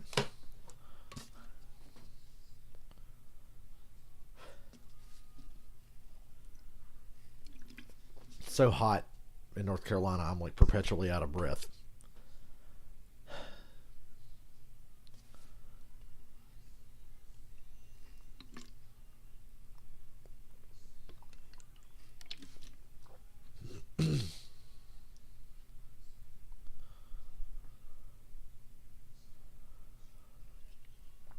So I get, since I'm going on a cruise in the fall, I have to get another COVID shot.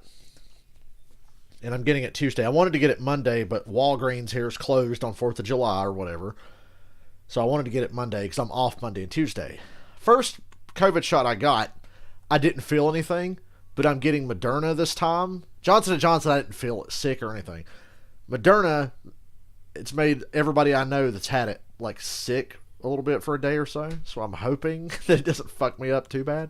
I'm off Tuesday and I don't work on Wednesday until like 5 p.m. So at least I should have all day to recover if I feel shitty. But hopefully I just don't feel anything.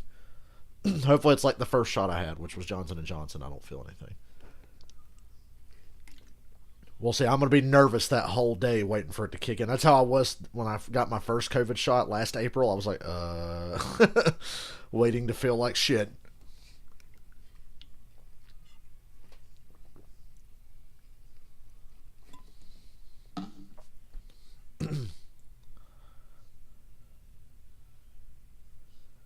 Tuesday at 4:15.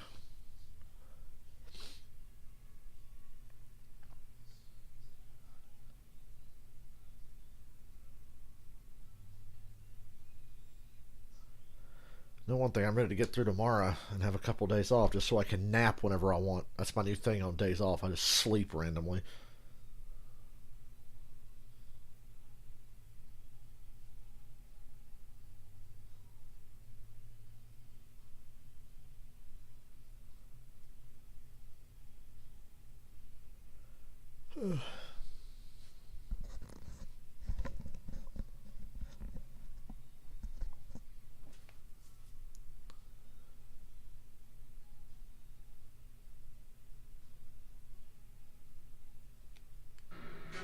And tomorrow, a busy day. Let's not say a fucking word about the cable On NBC, until it acts up. IndyCar Series racing from Mid-Ohio. Then right here on IndyCar gets to go have fun and race at Mid-Ohio. Why can't we?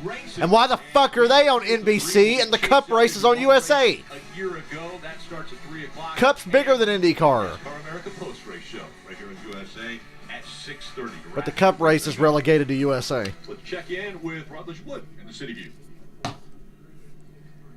Rick, there's so much history of the original road course here in Elkhart Lake. The Who gives a hard left fuck? turn right up the hill right, by Simpkins. You take a look over here. The road coursers come right by here. Everybody gets a quick look at the lake. And then they head over here left to what is now the Lake Street Walkway. Underneath this was actually the original road course. Now this is how people get down here, enjoy the beach. We got split screen of Rutledge walking around terrorizing a neighborhood you can get with the anywhere in race. this town. We're headed to the Tiki Bar later, that's for sure, guys.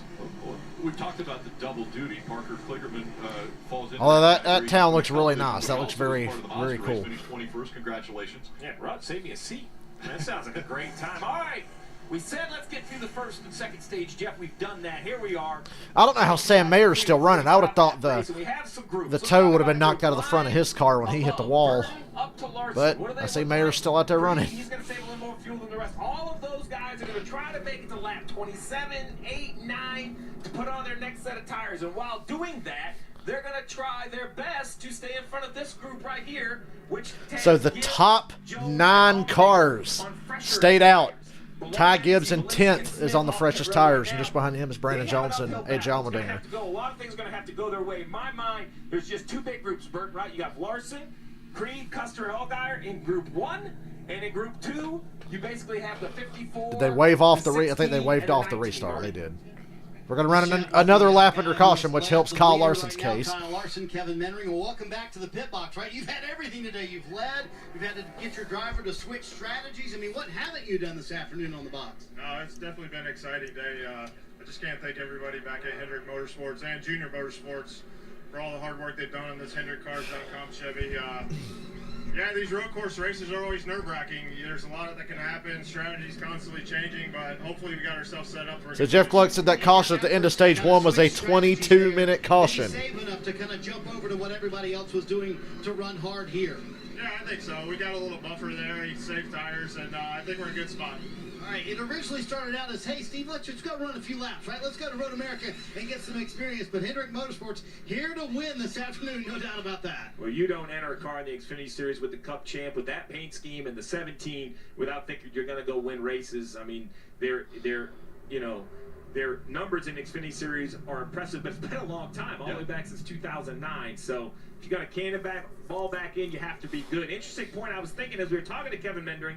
One other thing, this is a great chance for Kevin and Larson to work together. Remember, that's who he works with tomorrow. Cliff Daniels suspended.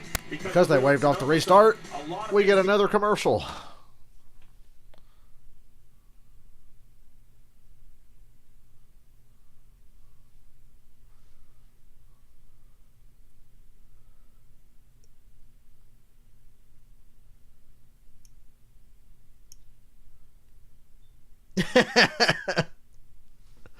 Mark Hamill is my hero. He just tweeted a picture of the Joker and Harley Quinn that says, "We will adopt your baby." Because that's the new thing going around.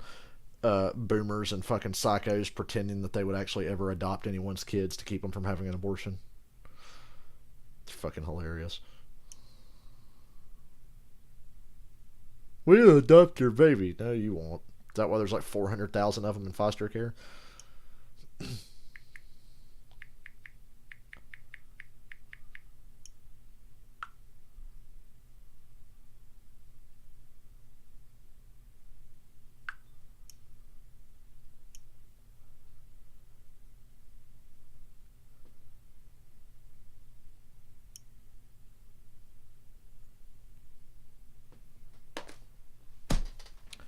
This is a really long caution that didn't need to be long. I don't know why they waved off the start.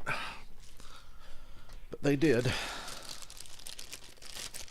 Now I'm back to munching on mini marshmallows. Which I really shouldn't be doing.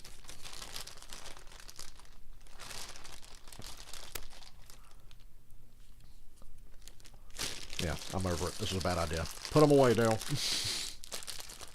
Put the marshmallows away.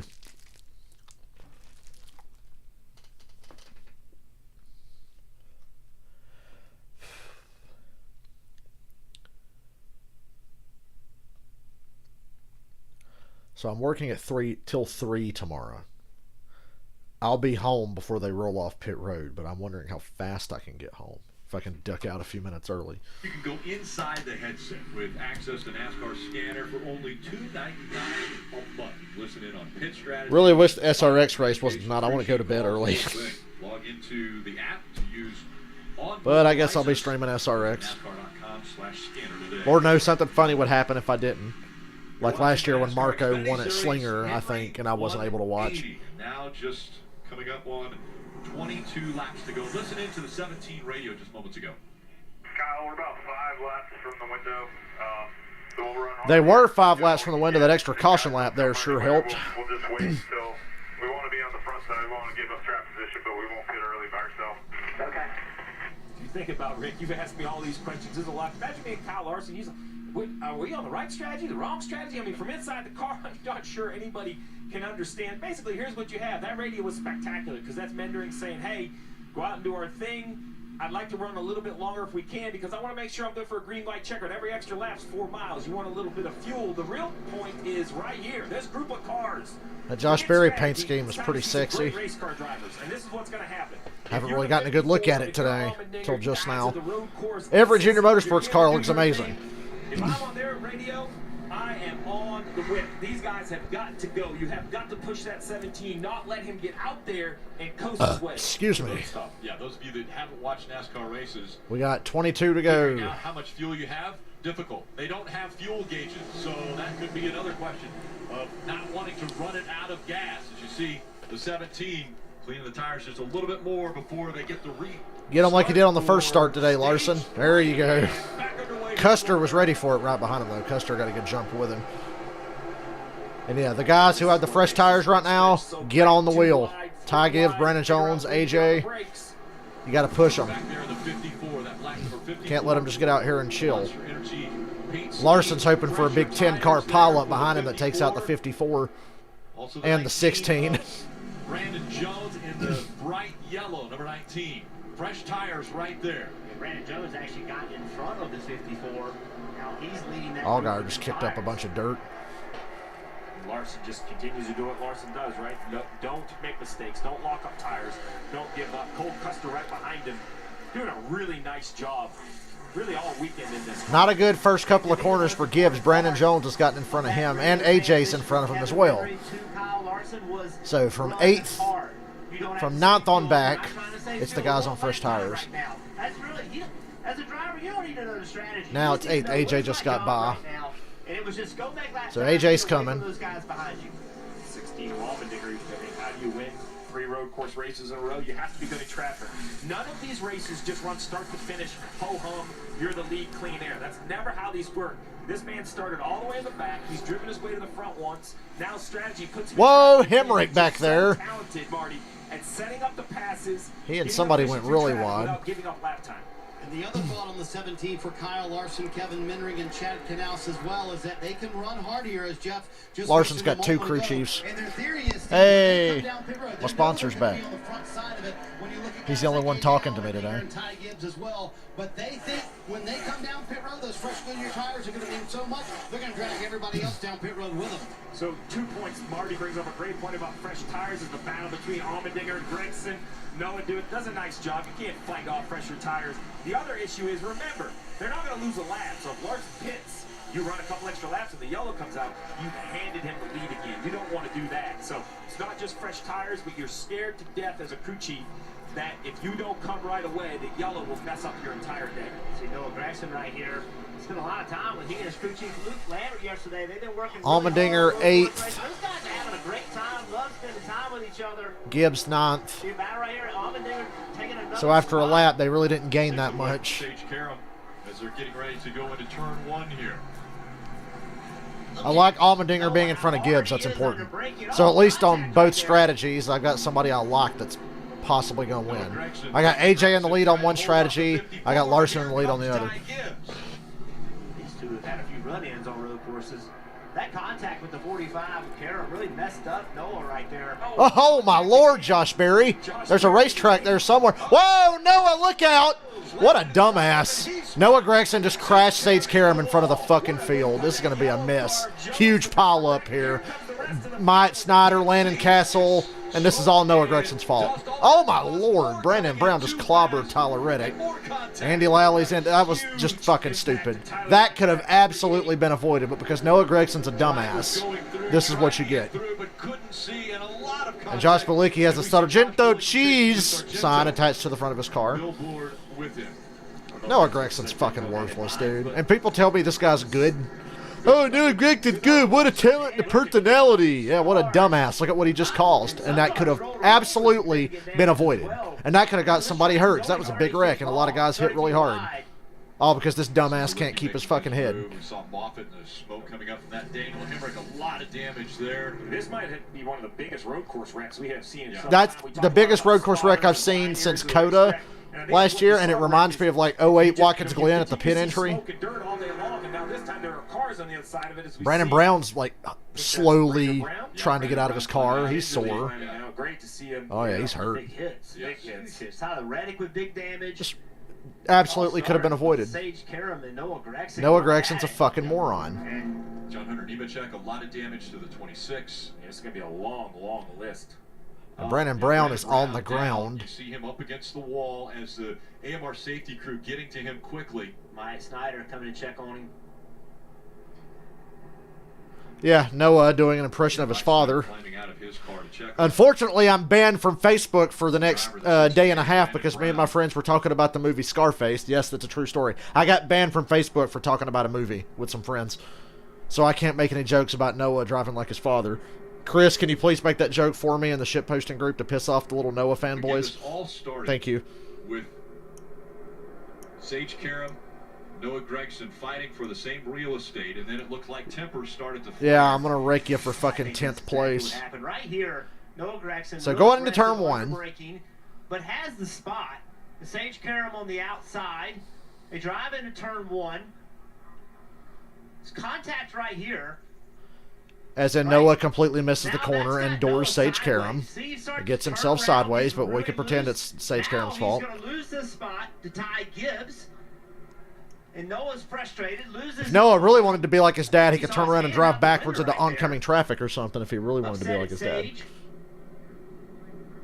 And then they go into this corner. And then in the next corner, Sage misses at that time. See this contact, they're banging into each other. Josh Berry goes in the dirt, and then Noah just hangs a right. And now Noah. Dumbass. Fucking loser. No, he turned right and tried to wreck him. Frustration, and that. Because he's a fucking idiot. People actually defend this guy. People actually cheer for Noah Gregson. What kind of low IQ motherfucker do you have to be to even remotely like this dude? He's so fake. You know? And he can't see where he's going. The rest of these cars are just so fucking phony. Oh, he got personality. Oh, you mean he's a tryhard. Right here, you're going to see the 9 go around, the 45 go around, the 45 makes contact. I mentioned the 19 evasive maneuver, does a wonderful job missing it. Gregson comes in. Noah caused all of that and got to drive away from it. 10, and now we see Reddick sitting here. Much like his father, he avoids jail time. Yes, that's a 68, Brandon Brown. Nowhere to go. Heavy contact that into should have Reddick. never happened. That could have been avoided. That was a morons. Big hit, guys. Yeah. And you know, a lot of big hits. You see right there, they're sideways. Now everybody behind them is just nowhere to go. And you look at all the dirt, the smoke. Visibility is about impossible, and they just start, you know, just coming into the wreck with no ability to see what's in front of them. Oh, yeah. Brandon Brown was behind Sammy Smith. Sammy Smith went to the left, and as soon as he went to the left, that car was right in front of him. Had nothing. I'm gonna kick the hornet's nest on Twitter. Jeff Gluck tweeted, "Oh man, what a miss! So unnecessary, so many torn up cars." So that's Noah for you, driving like his father. Of course, as what Brandon Brown. Then we saw him run over to make sure to check on him. But take a look at what happens here. It's turn 1 heading over to turn 3. So you see he gets through the melee. He's in front of it, and this is out the back. Yeah, guys, give Noah a cup ride as he recklessly crashes the field on a road course for no fucking reason when it's not even remotely close to the end of the race yet. Sage Karam didn't do anything wrong. I don't think. This is moments I just ago, think Brandon Noah Brown overreacted. Standing back up, Mike Schneider over there to help. Just a complete idiot. Hit, though, for some of these Gregson just hurt a guy. Brandon Brown's getting in a fucking ambulance because of this guy. That could have been avoided. Essentially stopped in the racetrack. I know Noah's butt hurt because he can't win a race and all his teammates do. Everything stops immediately, and it hurts every part of your body. It's just And shout out to fucking Mike Snyder, who got to Brandon Brown before the safety crew ever did. Xfinity race, and we never think about this. Oh, the AMR safety team really on it today. When you strap yourself in one of these race cars, it's not the safest thing in the world to do, and you expose yourself to potential injury. Let's listen to Sage Carroll. We're done. The 9 turned into me on the straightaway, man. That's so wrong. I'm so sorry, guys. The 9 literally just drove into me in the straight line. He just hard turns into me. Yeah, what an idiot, man. I'm so sorry, guys. Well, I'm not so sure he's not exactly right. It looked like to me Noah got frustrated. All the tires, Steve, appear to be up on the car. No, I have to agree. You mentioned we didn't. That's a parkable offense, in my opinion. They won't do it because NASCAR doesn't do that anymore, but he should be parked for that for today. That's just reckless, irresponsible, and fucking stupid, especially at this point in the race when there's nothing on the line. He's just a fucking idiot. And he is not just. The good news is it's going to get Larson and those guys into their fuel window.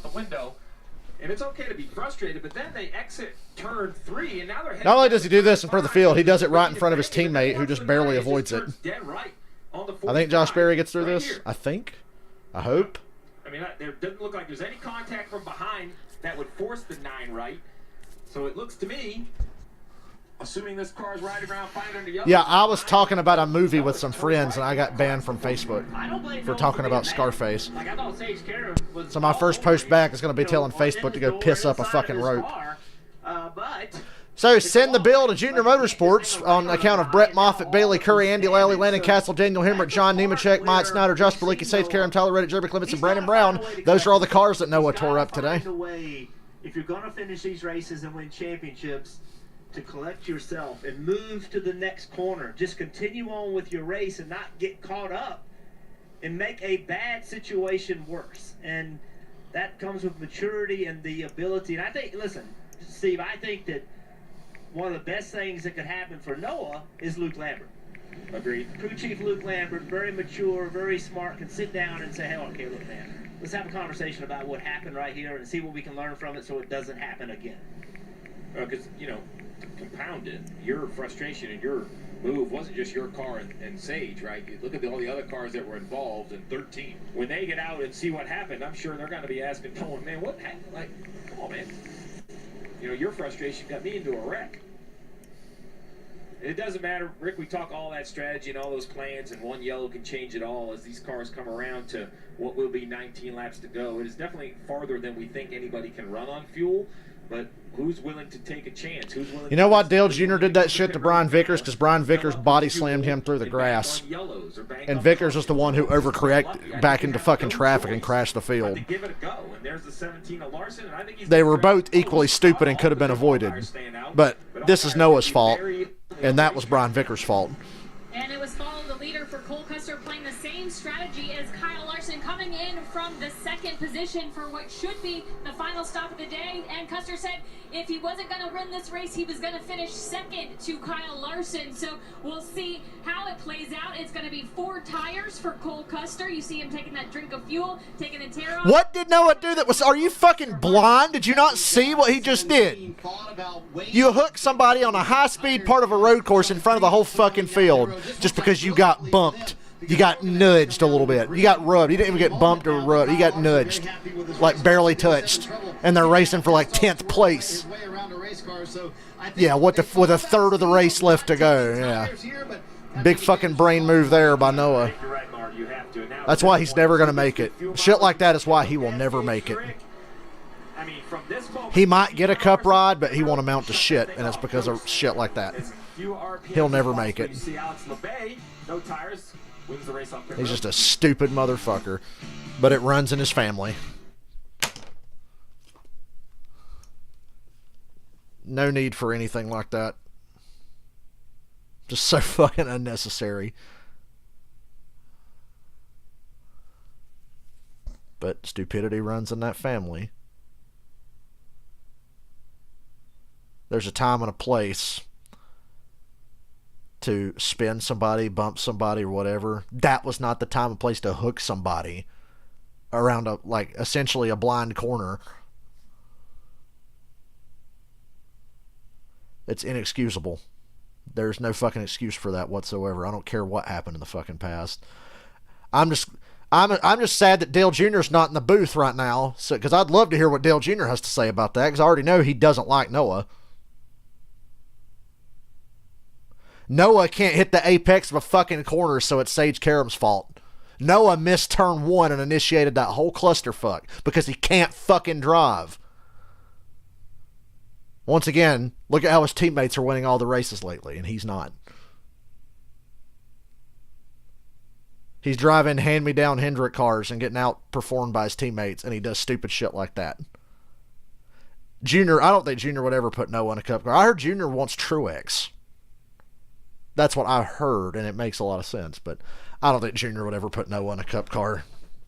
He would put Josh Berry in that car before he ever would Noah, I think. He'd put Josh Berry or Martin Truex or somebody that knows what the fuck they're doing. A veteran who can actually, like, build a team, because you want to finish races, not tear shit up unnecessarily, like Dumbass just did there. Yeah, you can't hit the apex of a corner running for 10th, and you're mad about it, so you're going to take everybody out because you can't fucking drive.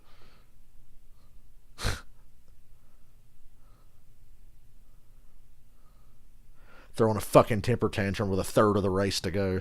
The racetrack you see back in the background, go-karts taking advantage of Road America here. The Zero coverage brought to you by Geico. He's a fucking dipshit. He's a bigger dipshit than Ty Gibbs. And Ty Gibbs is a better driver. We've seen Riley Herbst a couple times make it even tighter. Yeah, here Kaz Gralla. Well, that was intentional. Yeah, no shit. Too early. He's the pit stall in front of him. Almost hits the jack man. Almost hits the tire carrier.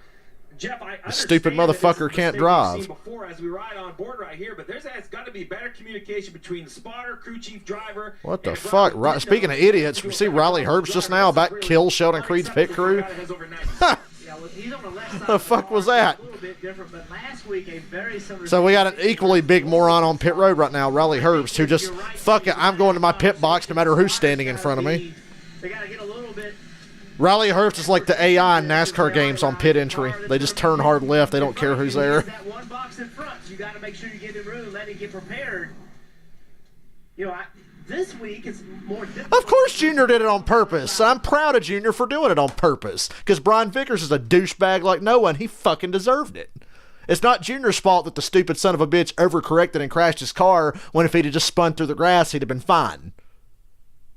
Junior hits him and spins him. Vickers overcorrects it and drives back up into traffic, and that's Junior's fault. No, and I knew Junior did it on purpose, and I'm fucking glad he did, because the stupid bastard deserved it. But what Noah did just now, fucking stupid, because you couldn't make turn 1, and you initiate contact with somebody, and you're mad at him for trying to pass you, and get away from your stupid ass before you take him out. Because you obviously don't know what the fuck you're doing. Of the drivers, the crew members, the safety workers should be paramount. Oh, why don't you like Noah Gragson? You see, he'll just show you. Just wait a while, and he'll show you why nobody likes him. Are in this situation, Parker. Guys, Justin Allgaier is now your leader as he stayed out under those pit stops there, and I asked him and his crew chief Jason Burdett earlier today, when you have those decisions, do you leave it up to Justin? They said no. Jason makes that decision. We'll take a listen what happened under I like that Noah just justifies everything I say about him by doing dumb shit like that. He's really good at justifying everything I say about him. Well, maybe not. Drives like a fucking squirrel and has the best car in the series. Now they're gonna probably have to pit in the next couple of laps once we go green for fuel reasons. But Justin made that decision because he had not heard the direction to pit under this caution here, and so now he's the leader, but probably gonna have to pit pretty soon, Steve.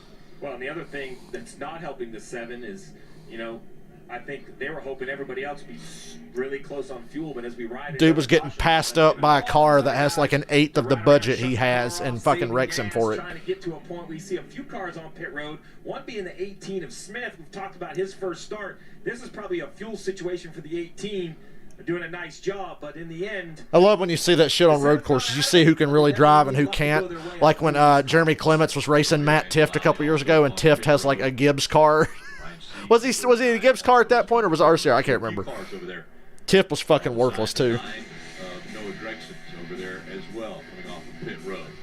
We'll be back for the race. I don't give a fuck who's done it in the past. It's fucking stupid no matter who does it.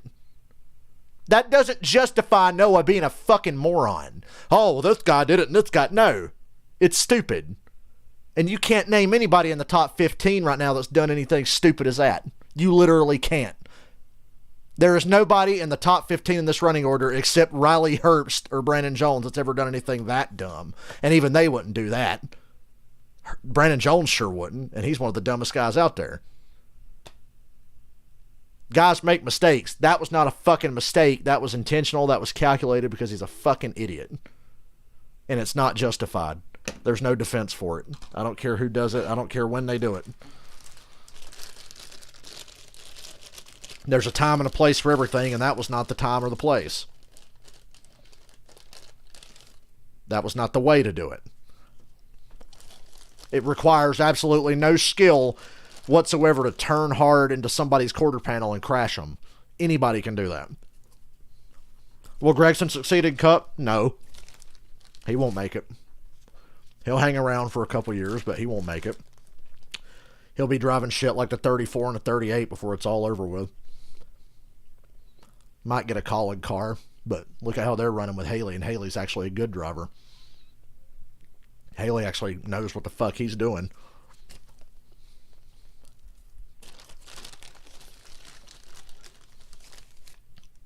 All because this idiot got passed by a car that has an eighth of the budget he has.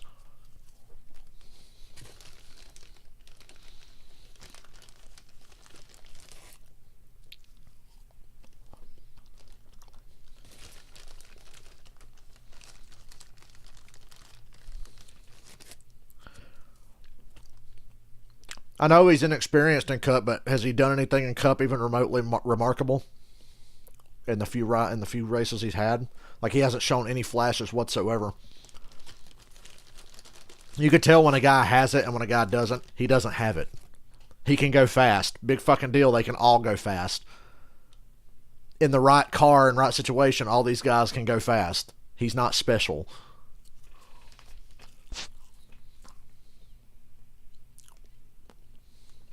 No, I'd be saying a fucking word because you don't hook somebody on a goddamn straightaway. You don't do that. Brian Vickers and Dale Jr. situation is completely different. Sage Karam didn't do anything wrong. Brian Vickers body slammed a man into the grass.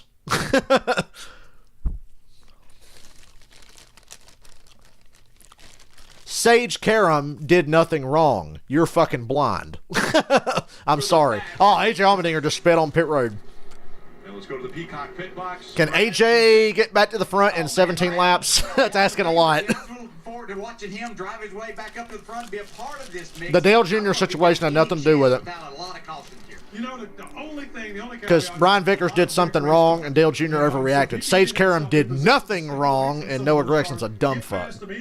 These situations are not even remotely the same. Scenario where he might have a shot at the end, but he's just made it a very, very long day. He's already had a long day, worked his way up to the front.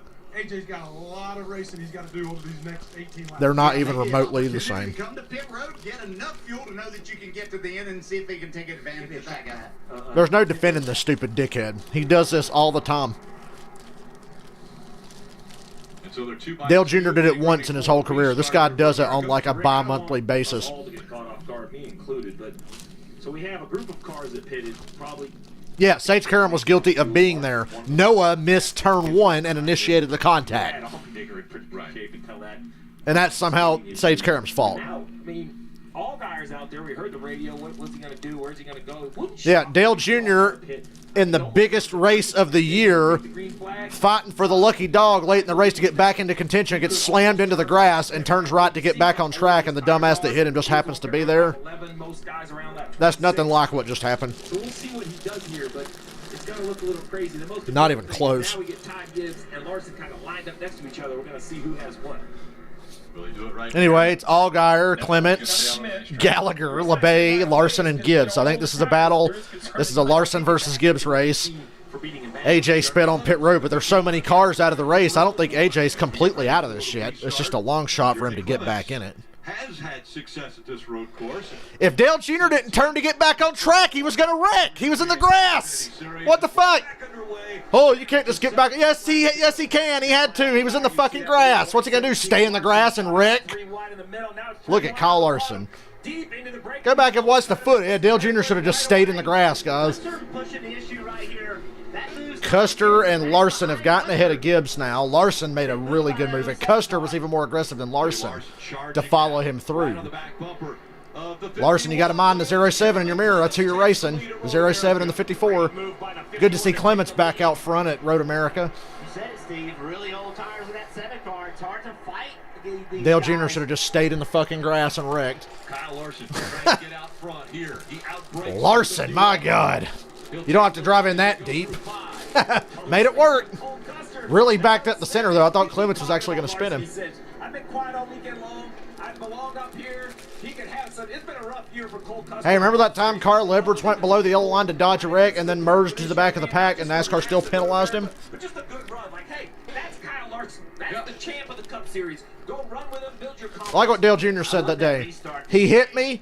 It swerved me to the left. I saw grass. I turned right because I'm not going through the fucking grass. I'm not going through the fucking grass in the last quarter of the Daytona 500 when I'm trying to get back on the lead lap because I got a car that can win. Remember at the start of the race, it was Larson, it was Ty Gibbs, and it was Cole Custer. They were all running up front, the top three. You know, Cole Custer has had success this year in the Xfinity Series. He won a California. Brian Vickers was also the stupid bastard that raped Dale Jr. and Jimmy Johnson at Talladega before that, so he got what he deserved. Let's not forget how great he was when he ran here full time. Custer dive bomb into Canada corner. Does he get him in Canada corner? Woo! Out of nowhere, Custer made a great move. I think he snuck up on Larson there. You guys better sort this out before Dickhead comes and catches both of you. Larson's got a conceit here, I think. He's got a conceit. He's got to get back in line and try to just get it back the regular way. You stay side by side and get on the outside line of these corners. It ain't going to happen. I think Custer made that move. Now it's a matter of who can outbreak whom. I love a road course with a really, really long straightaway. And you're seeing the benefits of it right here going to turn 1. Unlike Noah Gregson, these fuckers actually know how to make this corner. So now he's going to have fresh tires, lose track position, but more important those tires, more fuel than these leaders. If this becomes a fuel mileage race, Allgaier will have an advantage. Still might be iffy on fuel mileage. It's hard to save 4 miles of fuel, but I think Larson and Custer should be okay. That last caution was pretty long. Full fuel burn right here at these top 3. And that's the question, right? You talk about how you win races. Ty Gibbs has the opportunity to kind of push the issue, save a little gas. Like, you would much rather be the leader. So let's talk about third, how you can use that to your advantage. That's how I feel for Custer in the Cup Series. I really do. I don't know what's wrong with Stuart Haas. I blame Stuart Haas more than Custer, but there's no doubt Custer has been a disappointment. Running fourth in that 51 car, right behind the 54. That orange and black car. The only Cup ride Riley Herbst is ever going to see is the 38. Nice job. Tony Stewart would never put Riley Herbst in a Cup car. Gene Haas damn sure wouldn't. Well, he'd never been here before. You know, he said, I don't even know where I'm going. I'm completely But I don't think Custer's going anywhere. No matter how bad he runs, I don't think he's going anywhere. We ran into him last night. He was taking in some of the Elkhart Lake cuisine. A lot of ice cream being consumed by the NASCAR crowd. Look at my cable. My cable's been on for like half an hour without glitching out. Toyota driver update, and it's third place right now. 54. What a momentous occasion here. He's run up front. He's led this race. He's had the fastest car at different points in this race. The strategy was in his favor, and now it's almost equaled out because of the cautions that we've seen. We really did. There was a lot of conversation and a lot of hoopla, when you should pit, when you shouldn't, and one yellow kind of squared the whole thing up. I feel like we just dropped the green, right? These are the same 3 that were up there then. It's funny how it always seems to work itself out. The fact always seems to end up. Who owns the car? It's a Hendrick car. Rick Hendrick. That is a Hendrick Motorsports number 17. The first Hendrick Xfinity car in over a decade, I think. And it's actually, we found out this week, the car Larson is driving is a Hendrick road course car, a Hendrick road course Gen 6 car from the last couple of years that they repurposed into an Xfinity car. So I'm assuming it's a car Larson or Elliott already won in on a road course, and that's what Larson's driving. 36, you actually hit it for fuel on lap 26, which is the same as Larson and Custer, so could be able to make it there on fuel. He didn't take tires, though, crucially, so they still have another set sitting down here in the pits, but a great run for Alex LeBay up here as he has himself in the top. You know, they wanted Casey Kane for the 41, but he turned them down. 6 seconds back from race leader Cole Custer. Custer's starting to stretch it out a little bit on Larson. Not much, but a little bit. He's got a slight margin for error. And Gibbs is driving like a bat out of hell, just trying to stay with Larson. And Custer really stretched it out into the carousel that time. Why can't Joe Graff Jr. do that? I can think of a few reasons why he can't do that. Number one, he's Joe Graff Jr.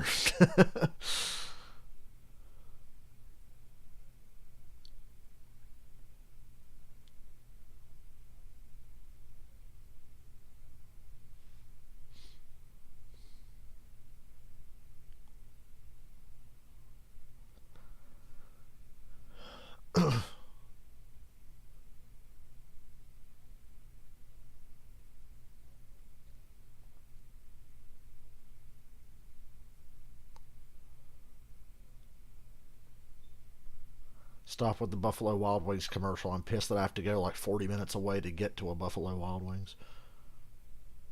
So I should have got banned the other day on Facebook for my reaction to when somebody said Buffalo Wild Wings is trash. If I'd have posted what I was thinking, I'd have got banned for that instead of just, I don't know, talking about a movie with my friends. Word of warning, don't talk about Scarface on Twitter. Or on Facebook, I mean, because you'll get banned. I'm banned till tomorrow night. I'm not allowed to post on Facebook because we were talking about Scarface. So they can go piss up a fucking rope. It's my favorite Jim Cornette saying that I've adopted recently because it's so fucking funny. You can go piss up a fucking rope. Jim Cornette is brilliant in that he gives me a lot of insults to give people. To this day, he was talking about the Montreal screw job once. And he was talking about how Bret Hart was being a big fucking baby because he was being offered all this money, but he was still upset. Like $150 million a year or whatever fuck it was. And he says, fucking, hey, Bret, sodomize me with a rusty fishing knife for $150 million a year. Or whatever the fuck it was. I can't remember what Bret's contract number was. I'm probably like way off. But Cortez said, you could sodomize me with a rusty fishing knife and give me just 1 or 2 years of that, and you'll never see my fat ass again. Junior's been sick of defending Noah for several years. I just wish more than anything Dale Jr. was in the booth today. I'm so sad he wasn't, because then you'd be able to hear his fucking reaction to what a moron this driver is. It's Cole Custer, Kyle Larson. We all know Junior's a big Josh Berry fanboy, so Noah probably doesn't rank very high for Junior. Josh Berry's Dale Jr.'s boy, and he loves Allgaier to death too.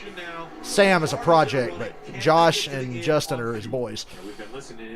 Noah, he's just there because the fucking check keeps clearing. Daddy's got money, so Noah gets to keep pretending to be a race car driver and make it to a level that he doesn't deserve to be at. AJ Allmendinger restarted 18th. He's 11th with 14 to go. Gonna need some cautions. Custer's got about 0.6 of a second on Larson. Snyder, who was involved in that very big accident. Here it is. Mike Snyder taking a huge hit during that incident on track. We couldn't see really anything. What could you see behind the Noah being a dumbass? And why does Mike Snyder look like Kamikaze? Yeah, it was unfortunate. I just saw a whole bunch of dust and kind of tried to get through it. Tell him who caused it. I'm sure he'll be thrilled to hear it. I kind of sort of tried to tiptoe through there, and obviously it didn't work out for me. So it's unfortunate, you know, you're kind of blind in that situation. You don't have anything to 44 kinda just tell went you off what's track, happening, but he's yeah, fine. we had a decent Josh fast roll Balicki. on Chevy Camaro, And Custer turned on the afterburner. Place, but we seem to have speed every time I go here, no matter what car I'm in. And then See if he has anything left in about 10 laps. So, I don't know if somebody else But he is stretching it out on Larson and Gibbs. The nature here, but just proud of everybody from Jordan Anderson Racing for bringing a great Chevy Camaro. Proud of Short Lunch for coming back for 3 straight years, and yeah, just hope we can have some luck next week.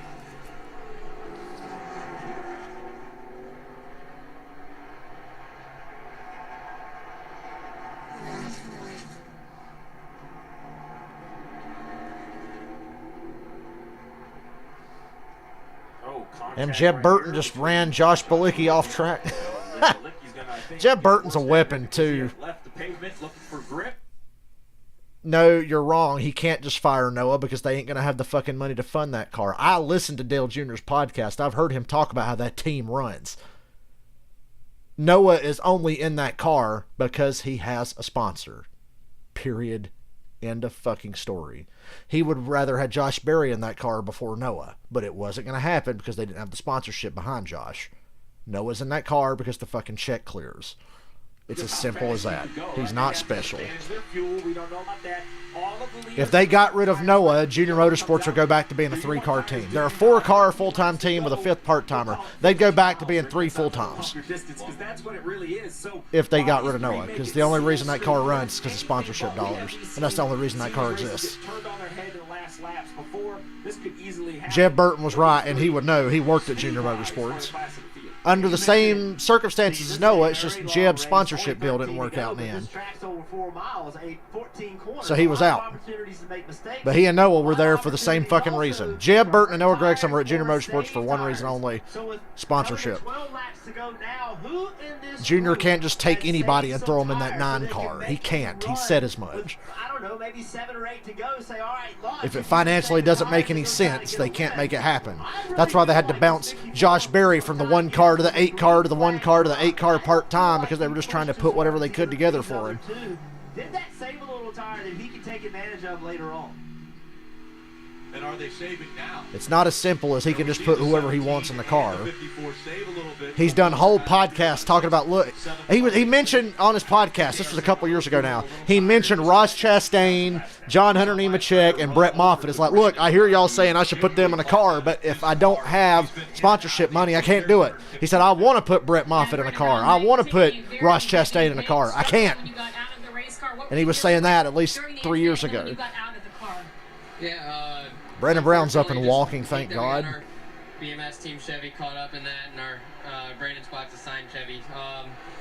Just an area where there's no spotters and very high speed, trying to carry as much as Yeah, the best place to just wreck somebody in the middle of the track, right, guys?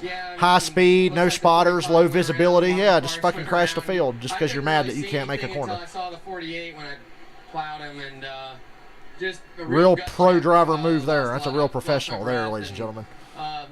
Little kick to the area that you don't want to. Oh, Brandon Brown got hit in the nuts. Just a bummer that it ended our day early, and I just hate that. You guys, Brandon Brown, okay. After Ooh, a Larson. very hard hit here at Road America. Larson's not holding anything back. You see him coming through the kink there? We saw him get out very gingerly, and Jeff mentioned it. I know I'm guilty of just watching these cars time and time again get in accidents, and the guys get right out, and that car, the 48 was sitting still when he made huge contact. So great to hear from both him and Meyer. 2 big hits in that accident. Cole Custer has a 1.1 second lead over Kyle Larson and Ty Gibbs. What car owner would be dumb enough to say, hey, I don't want you here. Take your money somewhere else. If there's enough money and the car's going to be competitive, why wouldn't you field it? It would make no sense to throw that money away. Hence why Noah's there. That just wouldn't make any fucking sense. 35's off track. He might be stuck. This might be a caution, guys. He's not moving. I think he's trying to get it fired up. The window net's still up, so he's still trying to move. But we got a car parked, I think, around Canada Corner. And as soon as that happened, I'm seeing cars dart to pit road, and the caution's out. Somebody darted to pit road before the caution came out, and I think it might have been Jeb Burton. I want to say Jeb Burton made it to the pits before the caution came out. Sam Mayer tried to make it, but the caution hit, and he swerved to stay on track. So we've got a yellow now. And I think pitting here is the right decision.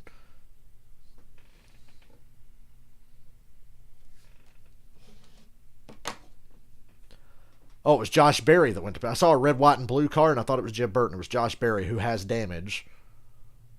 Damage they can easily fix. They just put some bear bond on that bitch and hammer it down. That thing aero-wise should be real good now. The hood's nice and low. I think he made it to pit road before the yellow.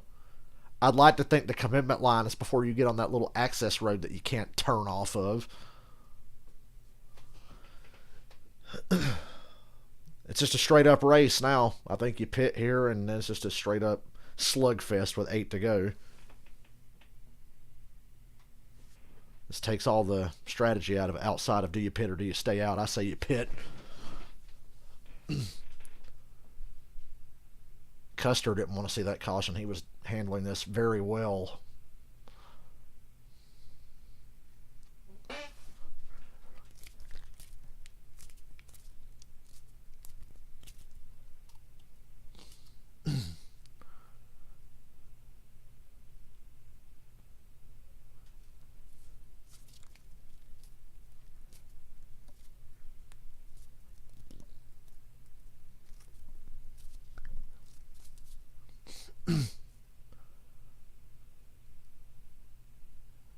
Atlanta next Saturday at 5. I think the truck race at Mid-Ohio is next Saturday at 1:30. That'll be a good day.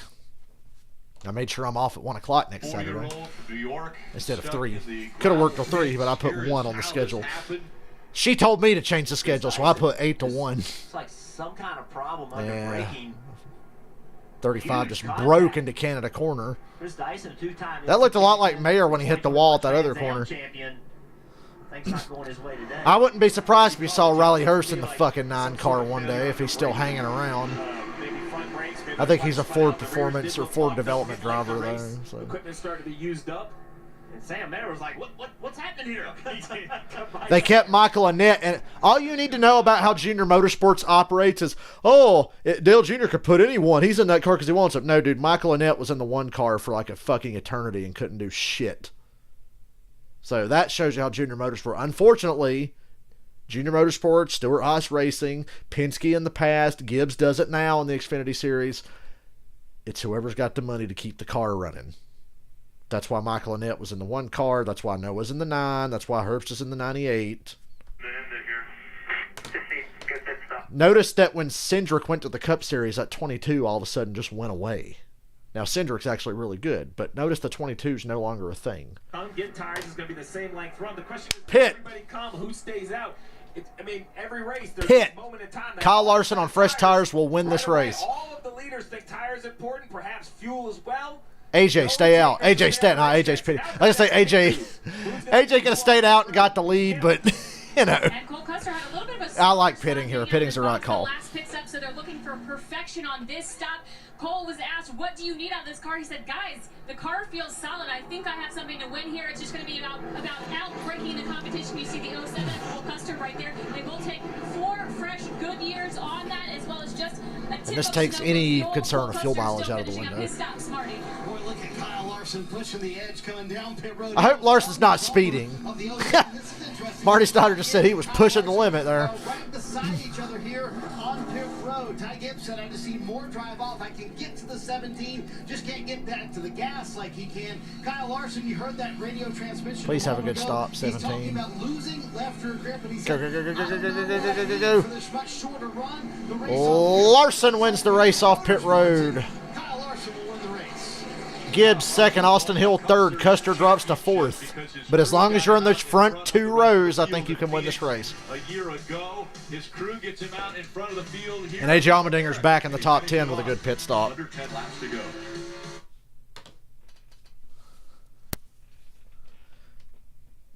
Yeah, if old Hocevar, that's all it is. You got to have the sponsorship for so many guys. It just comes down to that. That's why Moffitt never moved up. That's why Allgaier, he moved up but had a shitty cup car. He drove that fucking 51. But that's why Moffitt didn't move up. That's why John Hunter can't move up. Good drivers, great driver. That's why Ross Chastain, it took so long for him to get a really top level ride. It took that long because he just never had the funding. I know Carson's a good driver. I know he's going to win. He's good enough to win. It's just a matter of circumstance working out for him. He can win. I got a lot of faith in hover car, as I call him. Carson hover car. I really like him. But you don't want to be stuck in that truck series too damn long. Not with the way they drive there. Truck series is doing nothing for Haley Deegan.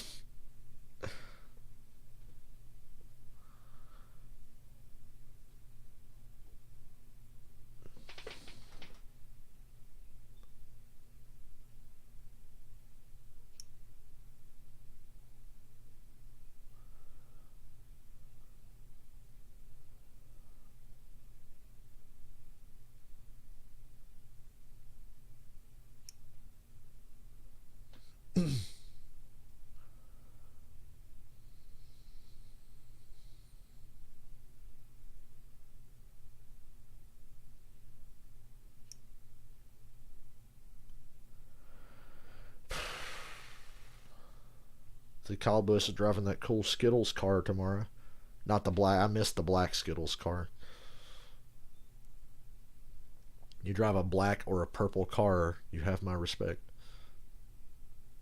Oh yeah, Facebook just reminded me I'm still restricted for 27 hours because I made a comment about a movie. A movie that I love. So it wasn't even like a negative comment.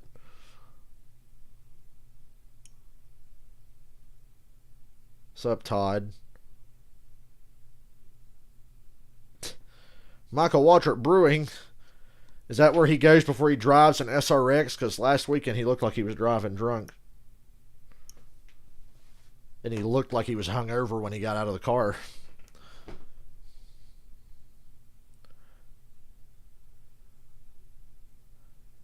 Holler in there and ask him why did he let his wife fuck Dale Jarrett. NASCAR action on USA. 7 of the next 8 races. Road America tomorrow. Atlanta, New Hampshire, Pocono, Indy Road Course, Michigan, Richmond, Watkins Glen. And then on the Xfinity side, 12 of the next 13 races on USA. Again, pre and post coverage also on USA. Be sure to represent your favorite driver, and you can take advantage of amazing deals at the NASCAR shop. Check out the greatest selection of t-shirts and hats, die-casts, and much, much more. Visit NASCAR.com/shop. The 07 of Cole Custer. So get this. Ryan Sieg and Andy Lally stayed out. Not a lot of room. Custer got blocked into his box a little bit. That's the difference in the race off pit road there. That's how Larson got the lead. The stop before that, pretty much the same thing. Cole Custer couldn't get around the 91. Had to be impeded leaving pit road. I will tell you though, the 91 on that second on that. So Sieg and Lally stayed out. Larson will be by these guys going into turn 1. We're restarting with 9 to go here. Stopped him a little bit shorter to give him some more room. The driver's cue is the pit sign. Well, that's right. Like, where is the pit sign? That's what you hit. Oh, and Josh Berry stayed out as well. Wherever they put it, that's your job to get onto that sign. Because Josh Berry made it to pit road just before the caution, like I said before. He has a lot of room. Your tail can hang out. So unfortunately, Gibbs has the better line, the inside line going to turn 1. These rear tires can go. But hopefully Larson can power through here. I feel like something shitty's going to happen here. I know he's mad at the 91, but to your point, Jeff, the crew needs to move the sign back. They should have had the 07 stop 5 or 6 feet farther back. He could have stopped much shorter. These are the shortest. All right, Sieg, Lally, Josh Berry, Kyle Larson, Ty Gibbs, Austin Hill. Gibbs has that inside line going to turn 1. Larson's going to make something happen quick here. And they're stacked up behind some slow cars. Larson's already itching to get over. Ooh, Larson 3 wide through the middle going to turn 1. Are they going to get Larson for changing lanes for start-finish? He was kind of forcing his way in. Ooh, speaking of forcing your way in, Larson's gone. Gibbs didn't get through the way Larson did and got kind of checked up going into turn 1, and now Larson's just taking off. Cruise to victory, Kyle Larson. I wish Michael would have made a bet for me today, because I said bet all my bets on Larson to win the Xfinity race. Josh Berry's blocking Gibbs in. Gibbs can't get around Sieg down the straightaway. Berry's to his outside. Josh Berry. Sieg going to give Gibbs plenty of room going into this corner. Gibbs going to have to send it in on him. It shouldn't be hard to get by the 39. Larson just taking off. Custer to the back bumper of Gibbs. Gives him a push. This first half a lap couldn't have gone any better for Larson. We're not at Bristol.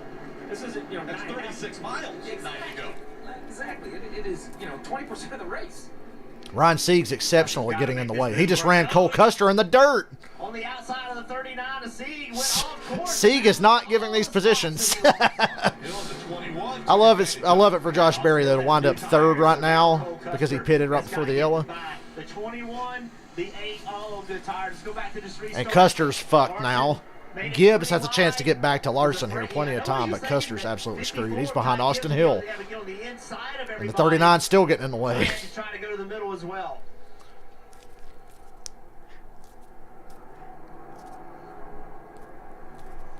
There's the gap. Kyle Larson back to Ty Gibbs.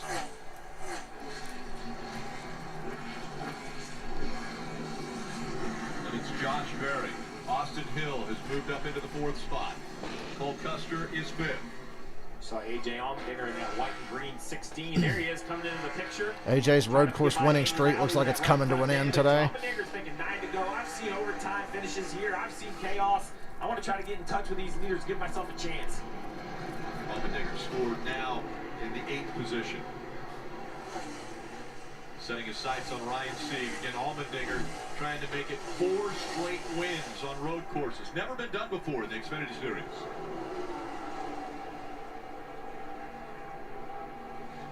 Right there with him, an 18-year-old in the 18 car, Smith. Hey, look at Gregson back there about to wreck somebody else as he tries to force 3 wide, shallow line going to turn 1. I guess 15 cars aren't enough for him today. He wants to try to do some more damage. Sheldon Creed is smoking. Oh boy. Please don't blow a motor on this goddamn track. That caution will last like 45 minutes, man. We only got 8 to go. Get that fucker to pit road, please. Or get off track when you get down here at the bottom of the hill. It's not been a good year at all for Sheldon Creed. They haven't had the speed that they need. Here you go. Custer to the inside of Josh Berry for 3rd, but I feel like it's too late. A little bit of contact. And notice there was contact and Josh Berry didn't just immediately fucking crush him and kill him in front of the whole field. Because Josh Berry is a mature race car driver who knows what the fuck he's doing. Him and Custer touched and he didn't freak out. That's the difference between a good driver and a dumb fucking driver. Josh Berry versus Noah Gragson. That strategy they played, Steve, has worked out perfect. Now he can gauge himself. Why are the number backgrounds all purple? I don't know, but it's very aesthetically pleasing. Yeah, there's just so many road courses on the circuit. It's not something you can avoid. Purple is a very nice color to look at. Continue to try to learn, find some speed there. Outlet 36 is all tore up. Oh boy, dropping debris everywhere. Now, remember early in the race they didn't throw a caution at the end of stage 2? Now they're going to throw one for all that debris. Racetrack soon. As we see Josh Berry still 36 was dropping shit everywhere.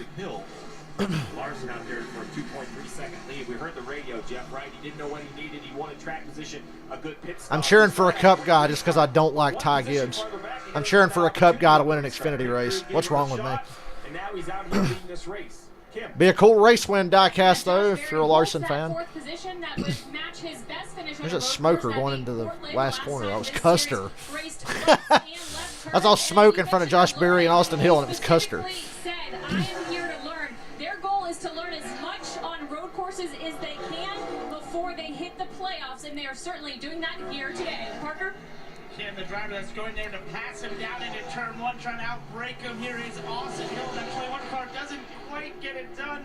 Josh Berry hangs on around the outside, but another great road course run for Austin Hill. He had 2 top 5s in the first 2 road courses of this season. Came in here, as you guys said, and felt lost. Had never been here before. He hasn't sounded very confident on the radio, but this team has put him in a great position to go and fight for a top 5. He's kept it on the racetrack and is on his way to running all the laps, which he told us he wanted to do, guys. Yeah, battling all throughout the field, riding all around. The 18 got spun out. Notice NBC didn't miss it. They have a replay. Oh, Miguel Paludo got junked in that too. That's how the 36 got damaged, and the 88's fucked up too. No caution. Larson has a 2-second lead on Gibbs. Austin Have I mentioned that AJ's trying to win 4 road course races in a row? Is that Rick Allen's middle name? Because he says it a lot. Experience on road courses. Josh Berry was a late model racer until 2 years ago. And Josh Berry's going to get a top 10 on a road course with a car looking like that. Might even get a top 5 if he can hang was on. able to get to victory lane. They got sponsorship for him this year so he can run a full season. But what a story Josh Berry has been, the 31-year-old with very He's got Austin Hill all over him right now. in these heavy stock cars and having great success. Chris, where are you? It's fun talking to Dale Jr. about Josh Berry. Dale starts smiling whenever he talks about him. He's so proud of the job that he's done. You're Jeff Burton talking about how Dale Jr. just gushes and fanboys over Josh Berry. He doesn't do that for Noah. I wonder why. Austin Hill, a really good road racer. Austin Hill aggressively to the outside of Josh Berry. Look, they raced hard and didn't try to kill each other, and there's only 7 laps to go. Imagine that. And we want to go back down to Kim. She's caught up with Sage Karam. He was very disappointed in Oh boy, let's talk to Sage Karam. What does he think? And Sage Karam was part of that big multi-car incident. He voiced his displeasure with Noah Gragson on the radio. What happened?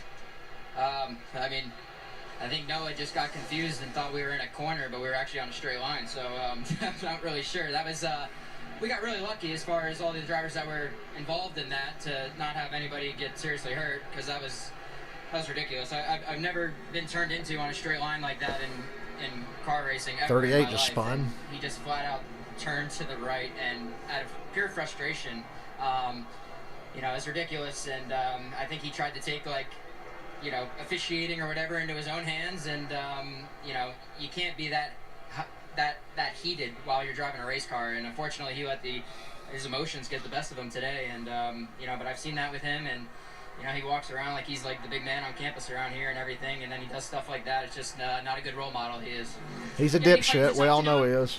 I mean, I think a lot of people have already spoke to Noah. I don't think Noah is going to change. The short time I've been in Xfinity racing here, I have not heard a lot of great things about Noah, and he has not shown a lot of great racing with me on track. So I'm not sure if we can change Noah. I think this is something that Noah needs to take a look See, at. he's saying exactly what I said. Nobody in that garage has any respect for Noah Gragson because he's a fucking dipshit. Nobody respects him because they know he's a fucking hack. Sage Karam's right. He's just giving you a glimpse into what it's like in that garage, that this guy's an ass clown, and he's never going to change. He'll always be a douchebag. So there you go. You got a driver that he's raced with a bunch telling you what an asswap he is, and there's plenty of others in this field that would agree with him. And now you hear about Noah. You heard Sage say that he has heard from many people what Noah is and isn't on the racetrack, and it sounds like in the garage area, from those words out of Sage, that Noah's starting to get that reputation. So He's had that reputation. We all know he's an asswap. Continue to approach. Well, Noah and Sage can go back and debate about who is hitting who in the corners, right, and why somebody got mad. But there was never anything done at that point that would make Noah mad enough to do that. And that's what Noah's got to collect. Jeff Burton would have yanked Noah Gragson up and thrashed his ass after this race if you pulled that shit on somebody like Jeff Burton. Want to be better in situations like that. If he does, I think Sage was too nice there, but he told the truth. He was too nice, though. He could have been a lot more honest, a lot more brutal. Well within his rights. That lap, Larson picked his pace up a little bit, but this battle's not over.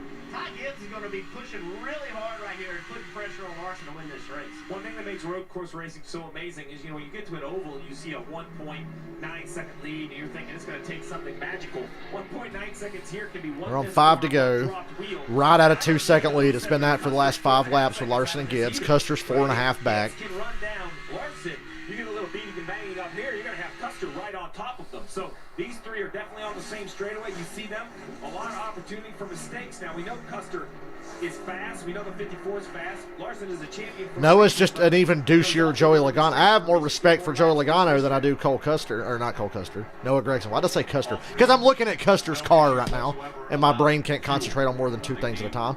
But anyway, I got way more respect for Logano than I do Gragson. And you know how much I don't like Logano because he's an asswap. But Noah is even worse. And I want to take a moment on the left side. You see the rundown in 8. Gibbs is right up there with him, too. The issue he had coming to pit road, and I was hard on him because I think he didn't do the right thing there. He has to do a better job getting his pit stall. NASCAR agreed. They penalized the 98 But we talk about emotion as a race car driver.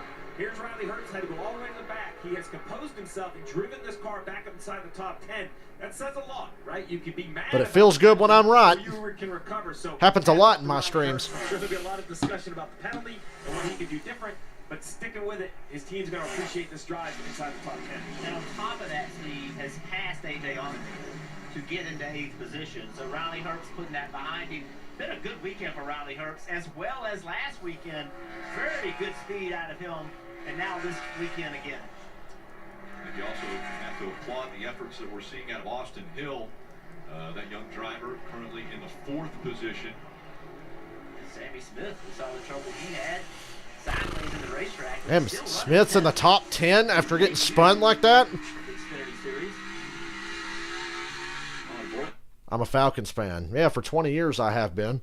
That, you can hear him bouncing off the curb. Not the most passionate Falcons fan anymore. They kind of beat the passion out of me. Got Brandon Jones and Justin Allgaier get himself in the top 6. Let's listen to what he had to say about Be watching a lot of Colts games this year, too. Nobody got hurt. They warned us on that last week, so it's a tough situation to be put in. We just got to get a little bit better at it. That's all. We'll work on it. If we need to do it at the shop, if we need to do it. Nobody has expectations for the Falcons this year. So that communication from Riley was, hey, man. They're only good enough to be competitive in their division. Not much else outside of that. Very compassionate guy. And even then, I don't think they'll be that competitive. But I don't think they're going to be the 3-4 win disaster people seem to think they are. They might win 6 or 7 games. I don't know. Guys, Steve, I know you've been hit, and I've been the guy that did the hitting. And it is a horrible feeling as a driver when you come on pit road and make contact with a pit crew member. And I love that support. We make fun of Riley Herbst a lot, but here he is again, about to get another good finish on a road course. Now, the point is, we're not blaming you. We have to get better. He didn't say you. Oh no, my cable's acting up again. Talking about Riley Herbst. Kyle Larson continues to put some great laps down. Well, we're only 4 laps from the end. Cable, chill out. Larson stretched it out that lap. He's 2.6 seconds ahead of Gibbs. Crazy thing about Road America. Just waiting for a yellow, though. Historic racetrack, but so Gibbs can just wreck him and say he deserved it because he tried to pass him or something. I don't know. Allgaier, he's the only one in the top 8 right now with a win here, and AJ is 9th. Morning. Kyle Larson looks to be on his way to Restart won this race for Larson. It couldn't have went any better that first lap. Remember, his crew chief, Cliff Daniels, will be suspended for the next couple of races. Race number 2 of that 4-race suspension this weekend. Talking to Kyle about that, he said, just listening to Kevin Manring, who's on the box today, will be on the box tomorrow as well, is so important for me. This race wasn't planned to be this way, but it's very important because the tone difference between Kevin Manring and Cliff Daniels. Kyle told me, I don't think you could pick 2 different guys. Cliff Daniels is rah-rah cheerleader. Kevin Manring, very quiet. He said, this race is very important. I wish Michael had been watching this race. I told him. Bet at least 20 bucks. If I could have got, if gambling was legal in North Carolina, I'd have made some money today. Because I would have bet like 20 or 30 bucks on Kyle Larson. Is this race in Cheeseland? I forget that. You know what else is in Wisconsin? Old Spice Speedway. Just kidding, it's not real. But apparently that Old Spice Speedway in NASCAR 2005 on the PS2s in Wisconsin. That's where it was set. And it's based on Riverside, but backwards. The more you know. I found a great video the other day. It was about the fantasy tracks in NASCAR 2005 on the PS2 and what tracks they're actually based on. It's really interesting because I always knew they were based on real racetracks, obviously. You like how that one racetrack in the later games was just Rockingham with a different background? What game was that? In the Xfinity Series. I saw that car in person. Tony Stewart's number 80 car that he won Daytona with, I saw that car at the Hendrick Museum. It's sitting over there right now as we speak. That was a cool car to see in person. I forgot about that car. And that's the last time Hendrick won an Xfinity race. They're 2.5 laps away from winning one now. This is a Hendrick Motorsports car. Yeah, they wanted to get some laps, so they reached out to their friends at Junior Motorsports saying, we'd love to drive. I think Larson's running Watkins Glen for Dale Jr. in the 88 in a few weeks as well. We have 5 cars in this race. We're not sure we could. Is Larson going to become the new Kyle Busch and just win every Xfinity race he's in? Junior Motorsports, where as much as they want to help, that doesn't help their efforts, so they took it on in-house. Don't ask me about tomorrow. I would bet on Chase Elliott if it would make me money, but I wouldn't bet as much on him as I would have on Larson today. This race was the easiest to bet on or pick all year. As soon as I heard what car Larson was driving, I was like, oh, yeah. Kyle Larson. Bet the house on Larson. The number, very important. That was Ricky Hendrick's number. When he ran the Truck Series race, it's the same paint scheme when he ran the Truck Series race at Kansas. Got that first NASCAR win for Ricky Hendrick. And a Hendrick car, Xfinity car, has never won on a road course. It's really good information.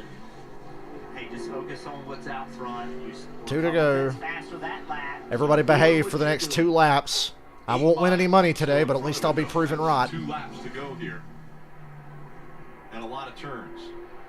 Well, you know, there's an impact to the rest of the cars, right? Ty Gibbs right behind Kyle Larson. Remember, he's, you know, leading the playoff standings for Xfinity, and there's some playoff points he probably would have liked to get today, but Kyle Larson kind of gobbled them up by winning both stages. Look at the 19 of Brandon Jones. We're at 6, Rick. Look at Noah Gregson finishing outside the top 14, while his teammate Josh Berry with a wrecked car is in the top 5, and his other teammate Allgaier is running 7th. Playoff standings, you saw those drivers in yellow that have won that will advance. And Sam Mayer, oh boy, Custer just fucking crashed hard. That's going to be a yellow. 2 to go, that's going to be a caution.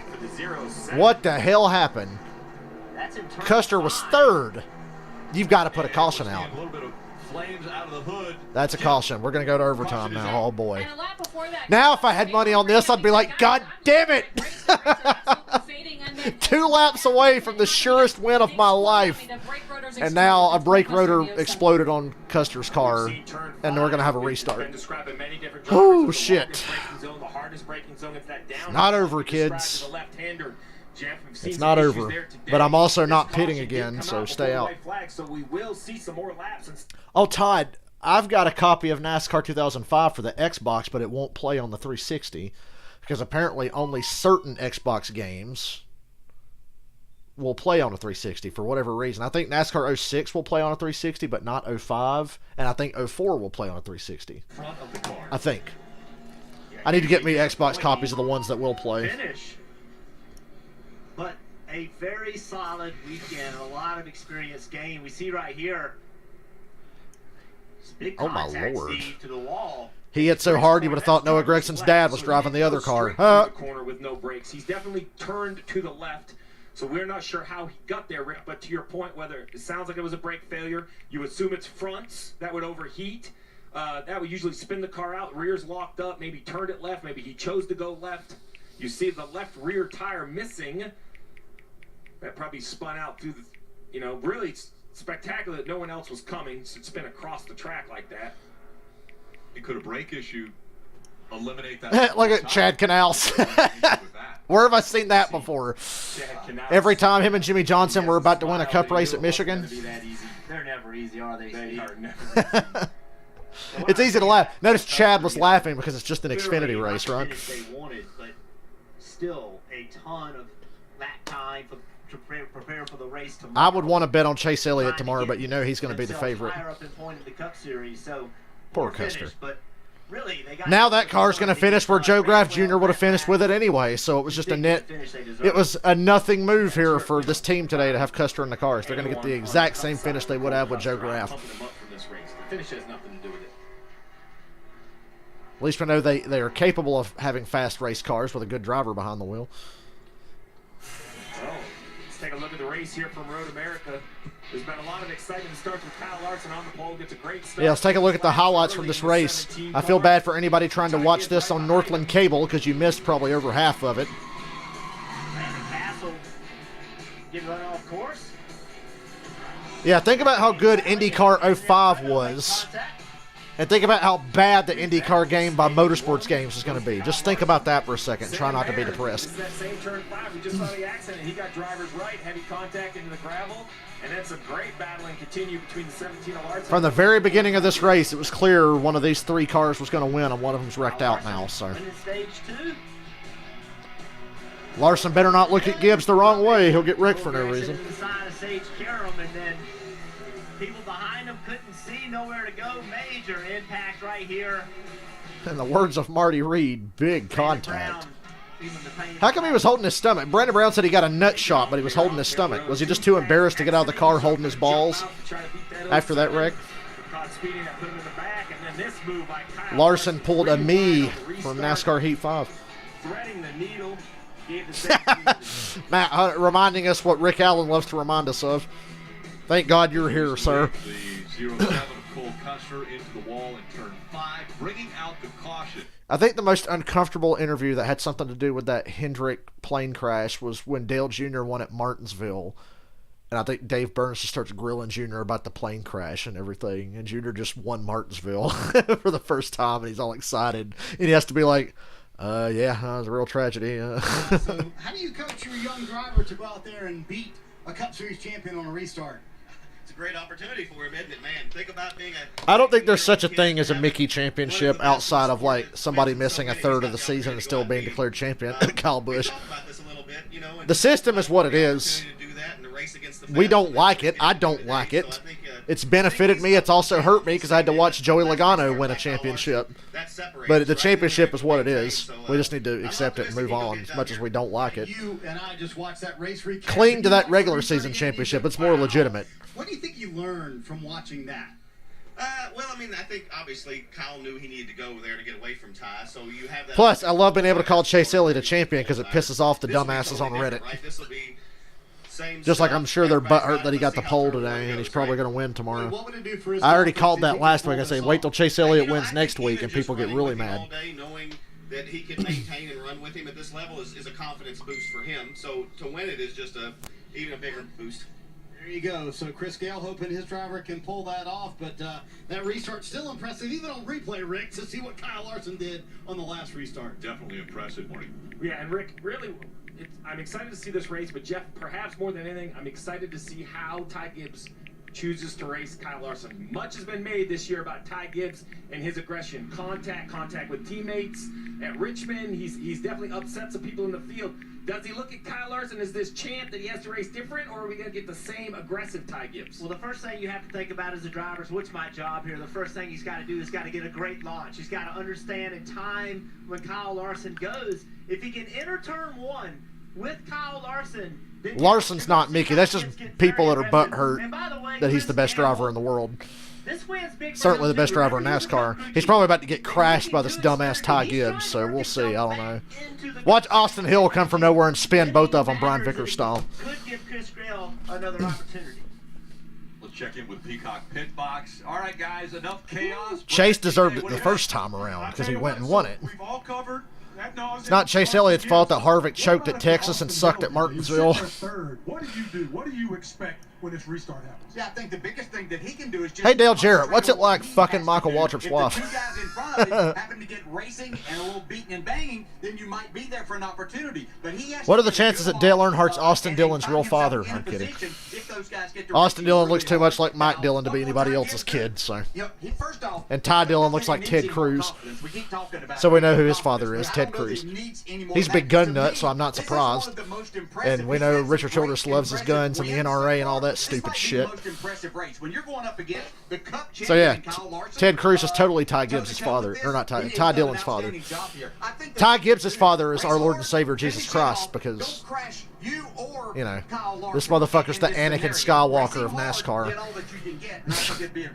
Oh, I agree, but I disagree. Dump it. Yeah, if Austin Hill spins Gibbs and Larson, I will laugh, but I'd also be like traumatized because I'd have been really upset if I had money on Larson in this race like I wanted. That caution just now would have ripped my soul out if I had money on this. Because I was getting ready to text Michael, I told you should have bet on Larson, and then Custer crashed. Before the race, he was a top 5 car. Well, you found yourself in the 5th position. What do you guys have for the closing laps here at Road America? We've been catching those two cars ahead of us about a second a lap over the last. I'm not surprised you're catching Josh Berry. Have you seen his car? That thing looks like it's barely holding together. Oh yeah, Brandon Jones was catching the car in front of him. Yeah, it was Josh Berry, who was just trying to limp around and get a top 10. What does Brandon do differently for this restart? We just got stuck behind a car that didn't have tires, so that we won't have that scenario again. So I feel good about it. All right, Overtime at Road America and fuel mileage is not a factor. That's rare because in the past we saw that over and over at this racetrack. And Jeff Mendering on the 19 car. They are brothers. Both started. Remember that time it was like the entire top 5 one by one ran out of gas under a caution. I can't remember what year that was. Man on top of the pit box. Road America's fun. I love this track. You see an overtime, and this is the 5th overtime in 2022, and all 4 prior went multiple attempts. So there's nothing to say that things aren't going to get more dicey as we move along. And let me tell you something, Brad. You're talking about dumping. When you're 7 feet tall, you can act like that. When you're normal size, you got to defend yourself and fight after the race. So it's not fair for you to say dumping. God is with Ty Gibbs here. He just might win, But guys. He does have an open bike, right, Brad? I was waiting to hear this defense from the pit box. There's no defense. I got to pee, but I'm going to wait. Leave your helmet on. No, take your helmet off. Don't be a bitch. You wouldn't have to. That's right. Like Ty Gibbs or Kevin Harvick. Take your fucking helmet off. If you're going to fight after the race, take your helmet off. Remember a minimum. Like Chase Elliott did when he walked right up to Kevin Harvick without his helmet on. He took his helmet off and went straight at Harvick at Bristol to tell him to get fucked. People can talk all the shit about Chase Elliott they want. Go back and watch post-race at Bristol from last fall. Chase Elliott marched right up to Kevin Harvick with no helmet on and started pointing in his face, telling him what an asshole he is. He's going to push the issue here. There's a chance to win a race against Ty Gibbs. Chase Elliott will back up his shit talk. Steve, Josh Berry.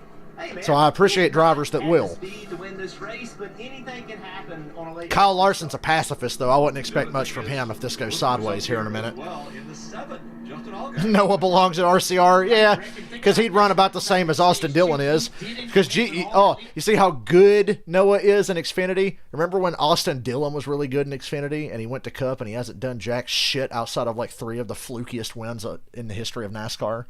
Dude's got 3 wins in 9 years and never makes the playoffs without getting lucky and winning a race by either fuel mileage or killing somebody.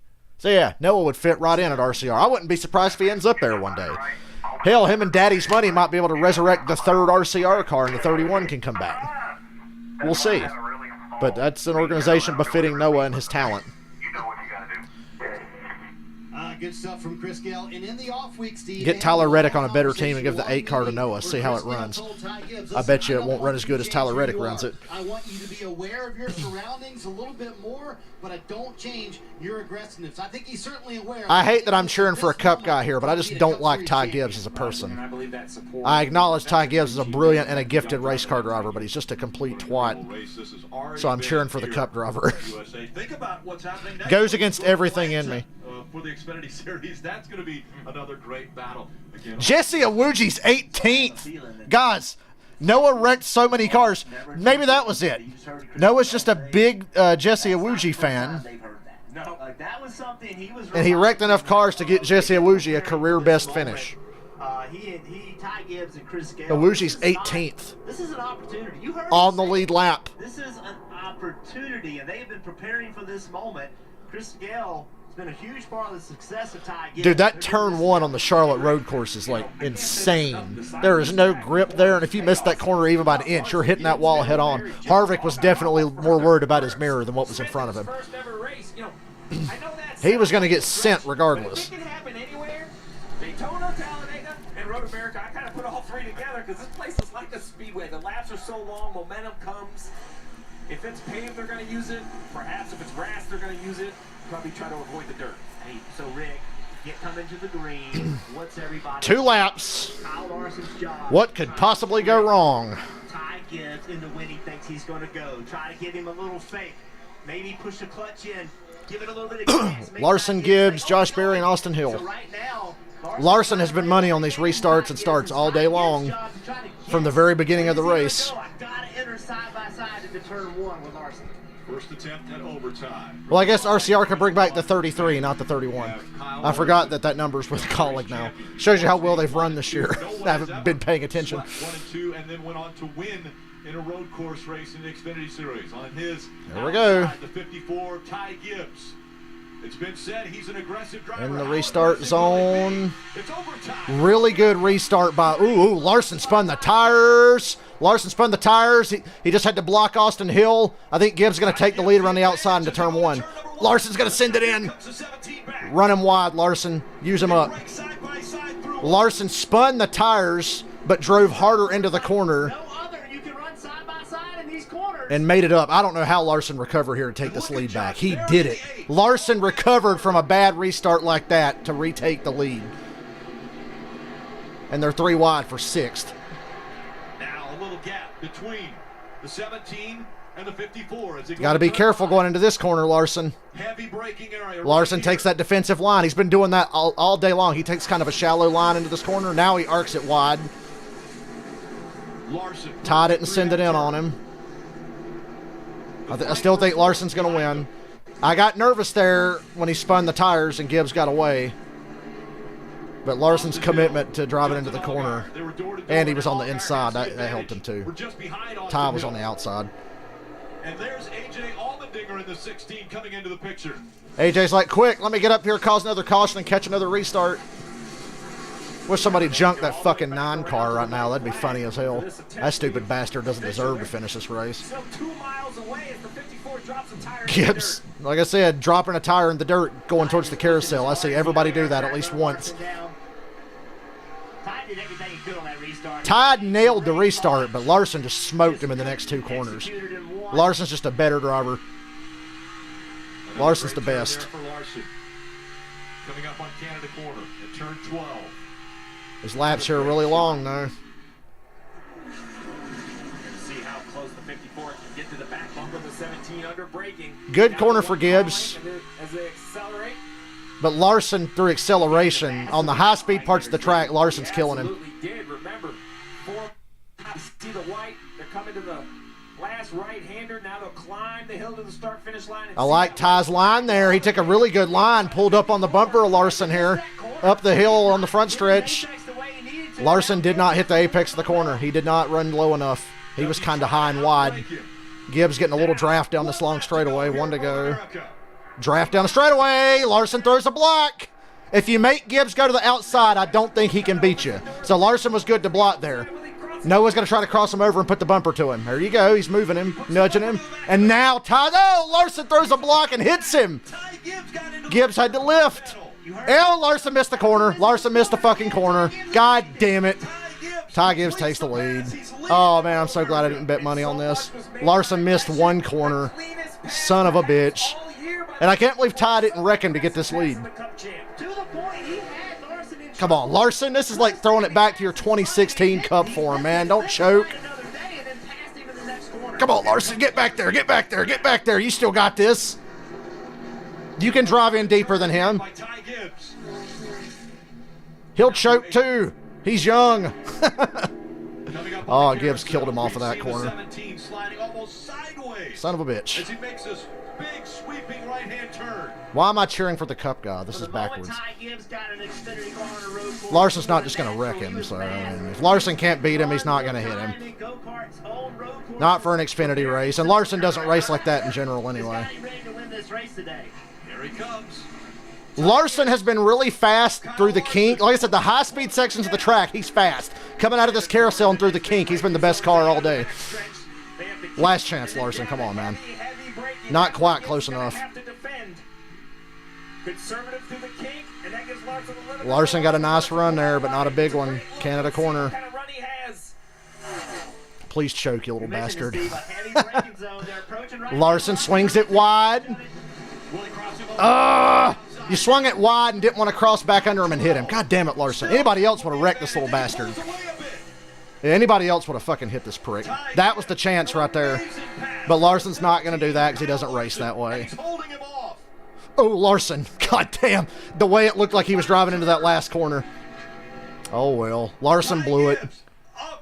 And he's in the dirt. Gibbs drives away. Checkered flag. Oh, that would have hurt to lose that money today. Ty Gibbs wins Road America. Larson second. Who finished third? I didn't even see. Josh Berry finished third. Honestly, that's the highlight of the day. Josh Berry finishing third in a car that looks like that. When Larson came off a 1 and let Ty get to the inside, that was it. I'm like, if you just run a defensive line and enter shallow, he's not going to beat you. He might run through you, but he's not going to be able to pass you.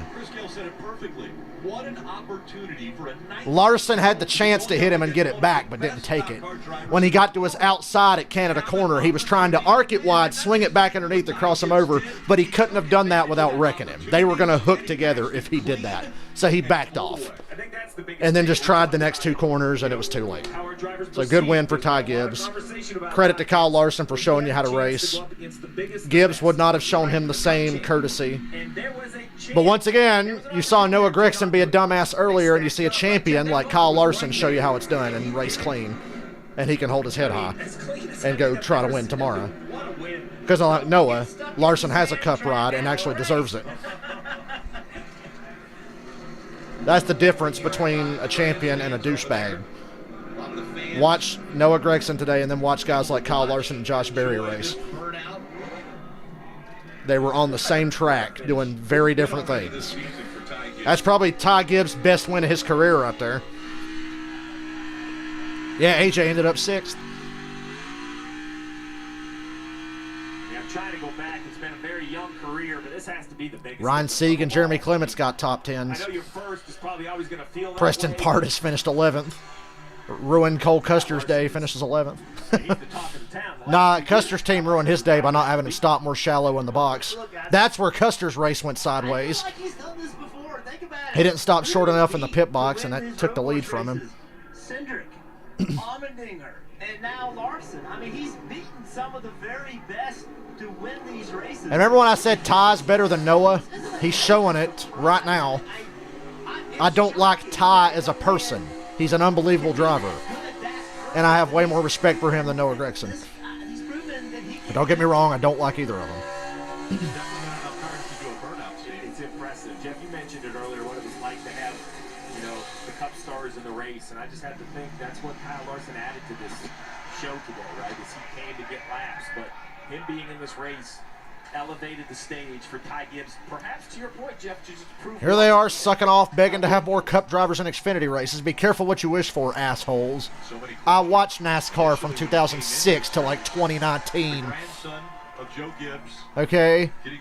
I don't want more Cup guys in this. But it's good to have here and there, have a few of them. Today was a good example of when it works. And in short doses. Look at the emotion out of young Ty Gibbs. This was very big for him. God bless Ty Gibbs. He's never had to drive a shitty race car in his life, and he'll never have to. Must be fucking nice. Larson could have junked his ass if he wanted to. I can think of so many other guys that would have just dumped his little ass there in Canada corner. But Larson backed off because the only way to make the pass was to drive through him. You just beat a Cup Series champion in a head-to-head battle. How did you do Suck that? him off a little more, Parker. I don't know. I just want to say all glory to Jesus Christ. Oh, Jesus Christ. Honestly, Literally. Monster Energy. Fun time racing with Kyle. Oh, glory to God. Get a little rough there, but he's such a great competitor. He's a good person. So Ty didn't do anything dirty in this race. So yeah, this is Ty Gibbs' best win. This is his signature win. I can't believe That he can do this without being an asswap. Wonderful. And you made that pass. You can do this without being an asswap, Ty. So many bumping out there, but you made that pass cleanly. How did you do that? It almost looked like you got him into a mistake a little bit. Right here to turn 1, he got Larson to take a shallow line, which is slower into the corner, and then Larson jammed back into the gas, but wasn't that fast coming off, and didn't block. Well, he threw a nice block there. Gibbs let him have it. Got my lesson, so. And then Larson just completely shot through turn 2, and that was that. Today. I thought I lost the race on that long restart, so. Thankfully get this one back, but I still got to work on this. Go back and watch those last 2 laps. A lot went on there with just those 2 cars. No moment is too big. What kind of mental attitude did that put you in to go get that win? I mean, it's awesome. I feel like for me, I just stayed putted the whole time, and hopefully a lot of people are watching.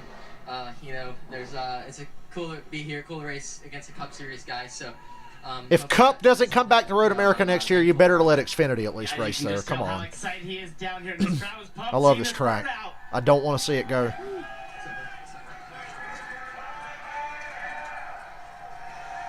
I would actually shake this motherfucker's hand after this race, and I don't like him. Let's go back and watch the pass for the win for the race. So You drive into the corner, you see Turn 1 went well for Larson.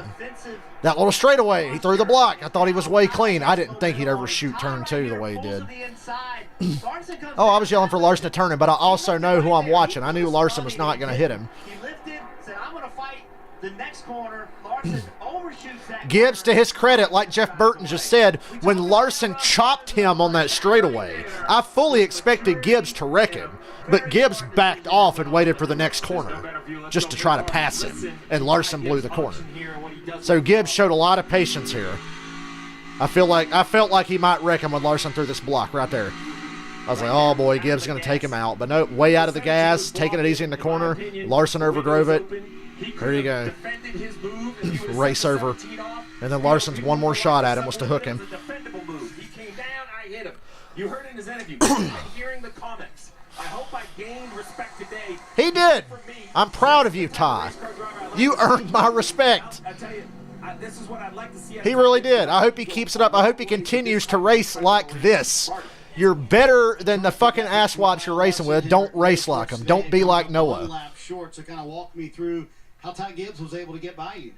Yeah, he did a really good job, and you got the wrong number on your hat there, Larson. Final corner there, coming to the white, get through there very good, and got I think a little bit tight and missed my apex and was late back to the throttle, and he had to run on me down the front stretch. So I obviously kind of had to protect the inside, and it just got my angles messed up for those 2 corners. So yeah, he did a really good job. Too shallow into 1, too wide into turn 2. Bummer, but really totally reacting to what Gibbs was doing behind him. So yeah, I felt like it was me, the 54, the 07, and if AJ could have ever had a clean race, he'd have been up there as well. So yeah, fun, and congrats to Ty. That was really impressive. So yeah, good job to him. You don't race against Ty Gibbs every week, but he said just a moment ago, I needed to earn respect today. As a Cup Series champion, you think he earned respect? Yeah, definitely. He was able to pass me without Money in the Bank tonight. I'm not watching. I guess I'm doing SRX later, even though I'm very tired. I'm very tired and don't feel like streaming it, but I guess I'll do it. Others do, and they get past from being late. This was a great race. He ran me clean, and then I was gonna run him clean, so just didn't work out for me. Kyle Larson winds up second today. We got another crack at it at Watkins Glen. And on the other side of the break, next time in the 88. Noah Gregson, a very eventful oh boy. race for. Do we hang around and listen to this jack-off's interview? I guess I will. They said they're going to talk to Noah after this commercial. Stupid prick.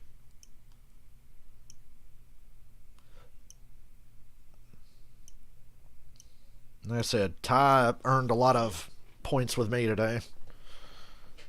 No complaints there. See, when people do stuff the right way, I don't complain. It's when people do stupid shit that just drives me up a wall.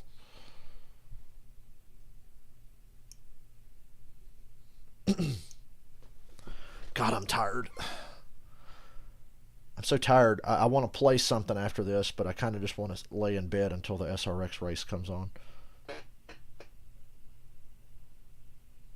The Boomers are going to be upset that Ty Gibbs won and Larson didn't. Boomers love them some Kyle Larson because, N-word.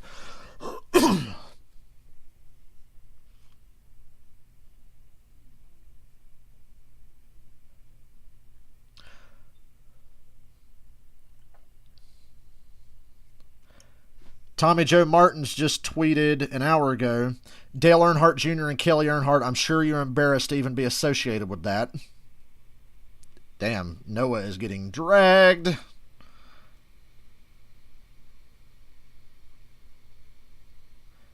Jeff Gluck said, well, no penalty issued on Noah, so if you're wondering what kind of wreck would cause NASCAR to get involved, the answer is something more blatant than what we just saw today.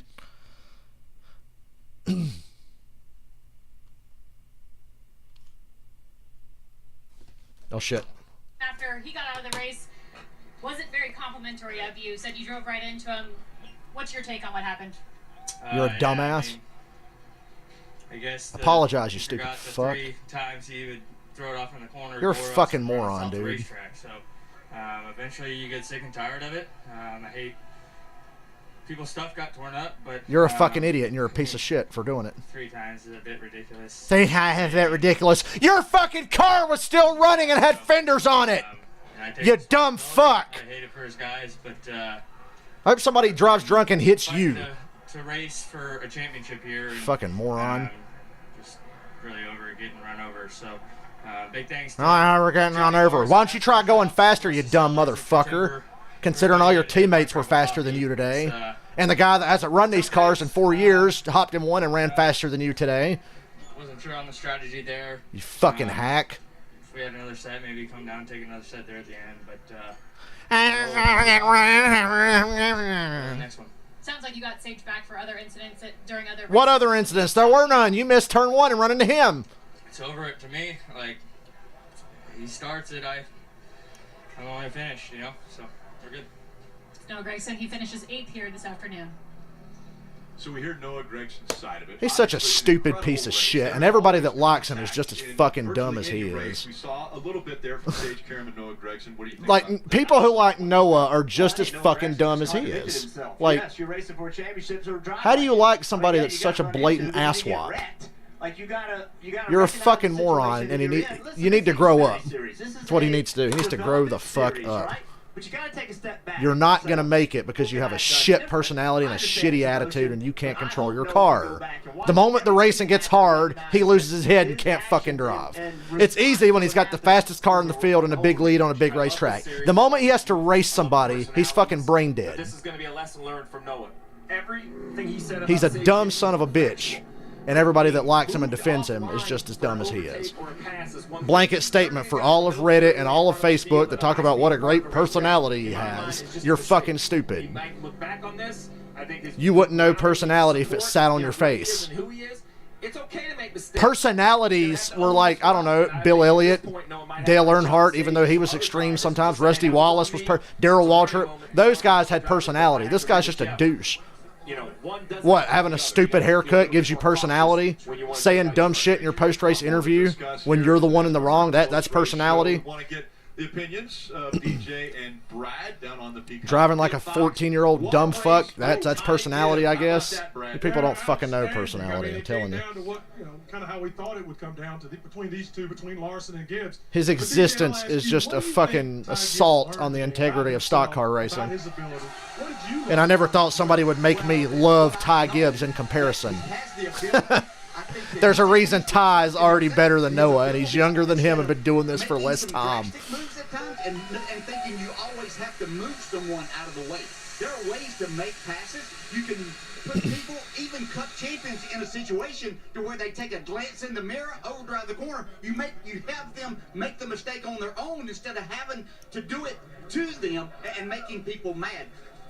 This is a 19-year-old driving like he's been doing this for 10 or 12 years with what he did there today. I said earlier that I thought even if he didn't win the race, it was the best race he had driven. And by far, with that pass that he made there to beat Kyle Larson, one of the very best, that just proved to me. This young man is really, I'm not just saying this because of today, but because the cars are so different. He's had enough. I never thought I'd see Ty Gibbs show up Noah Gragson on integrity. He deserved, yes, and Chris Gale, Steve and Jeff were talking about him. These are wild times we live in, I'm telling you.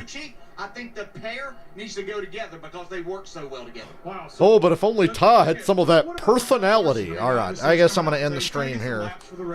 What does he learn from today? Does he learn anything that he can utilize tomorrow, or is it such a big letdown because he didn't fulfill the promise of trying to win the race? Yeah, no, I think you have to take away the positives of it, but you can also take away what he did there, and that's just that split second of glancing to see where your competitor is that's right behind you in that situation. So you stay ahead. Hopefully, he hasn't done enough to get to your bumper, but there are always things to learn from the good things that you did, and if you let me send a text to this fucking bozo that's bugging me. Race, and I'll see you at 8 o'clock if you want to come back. I don't know why you want to come back after all the yelling, but come on back at 8 o'clock. I'll see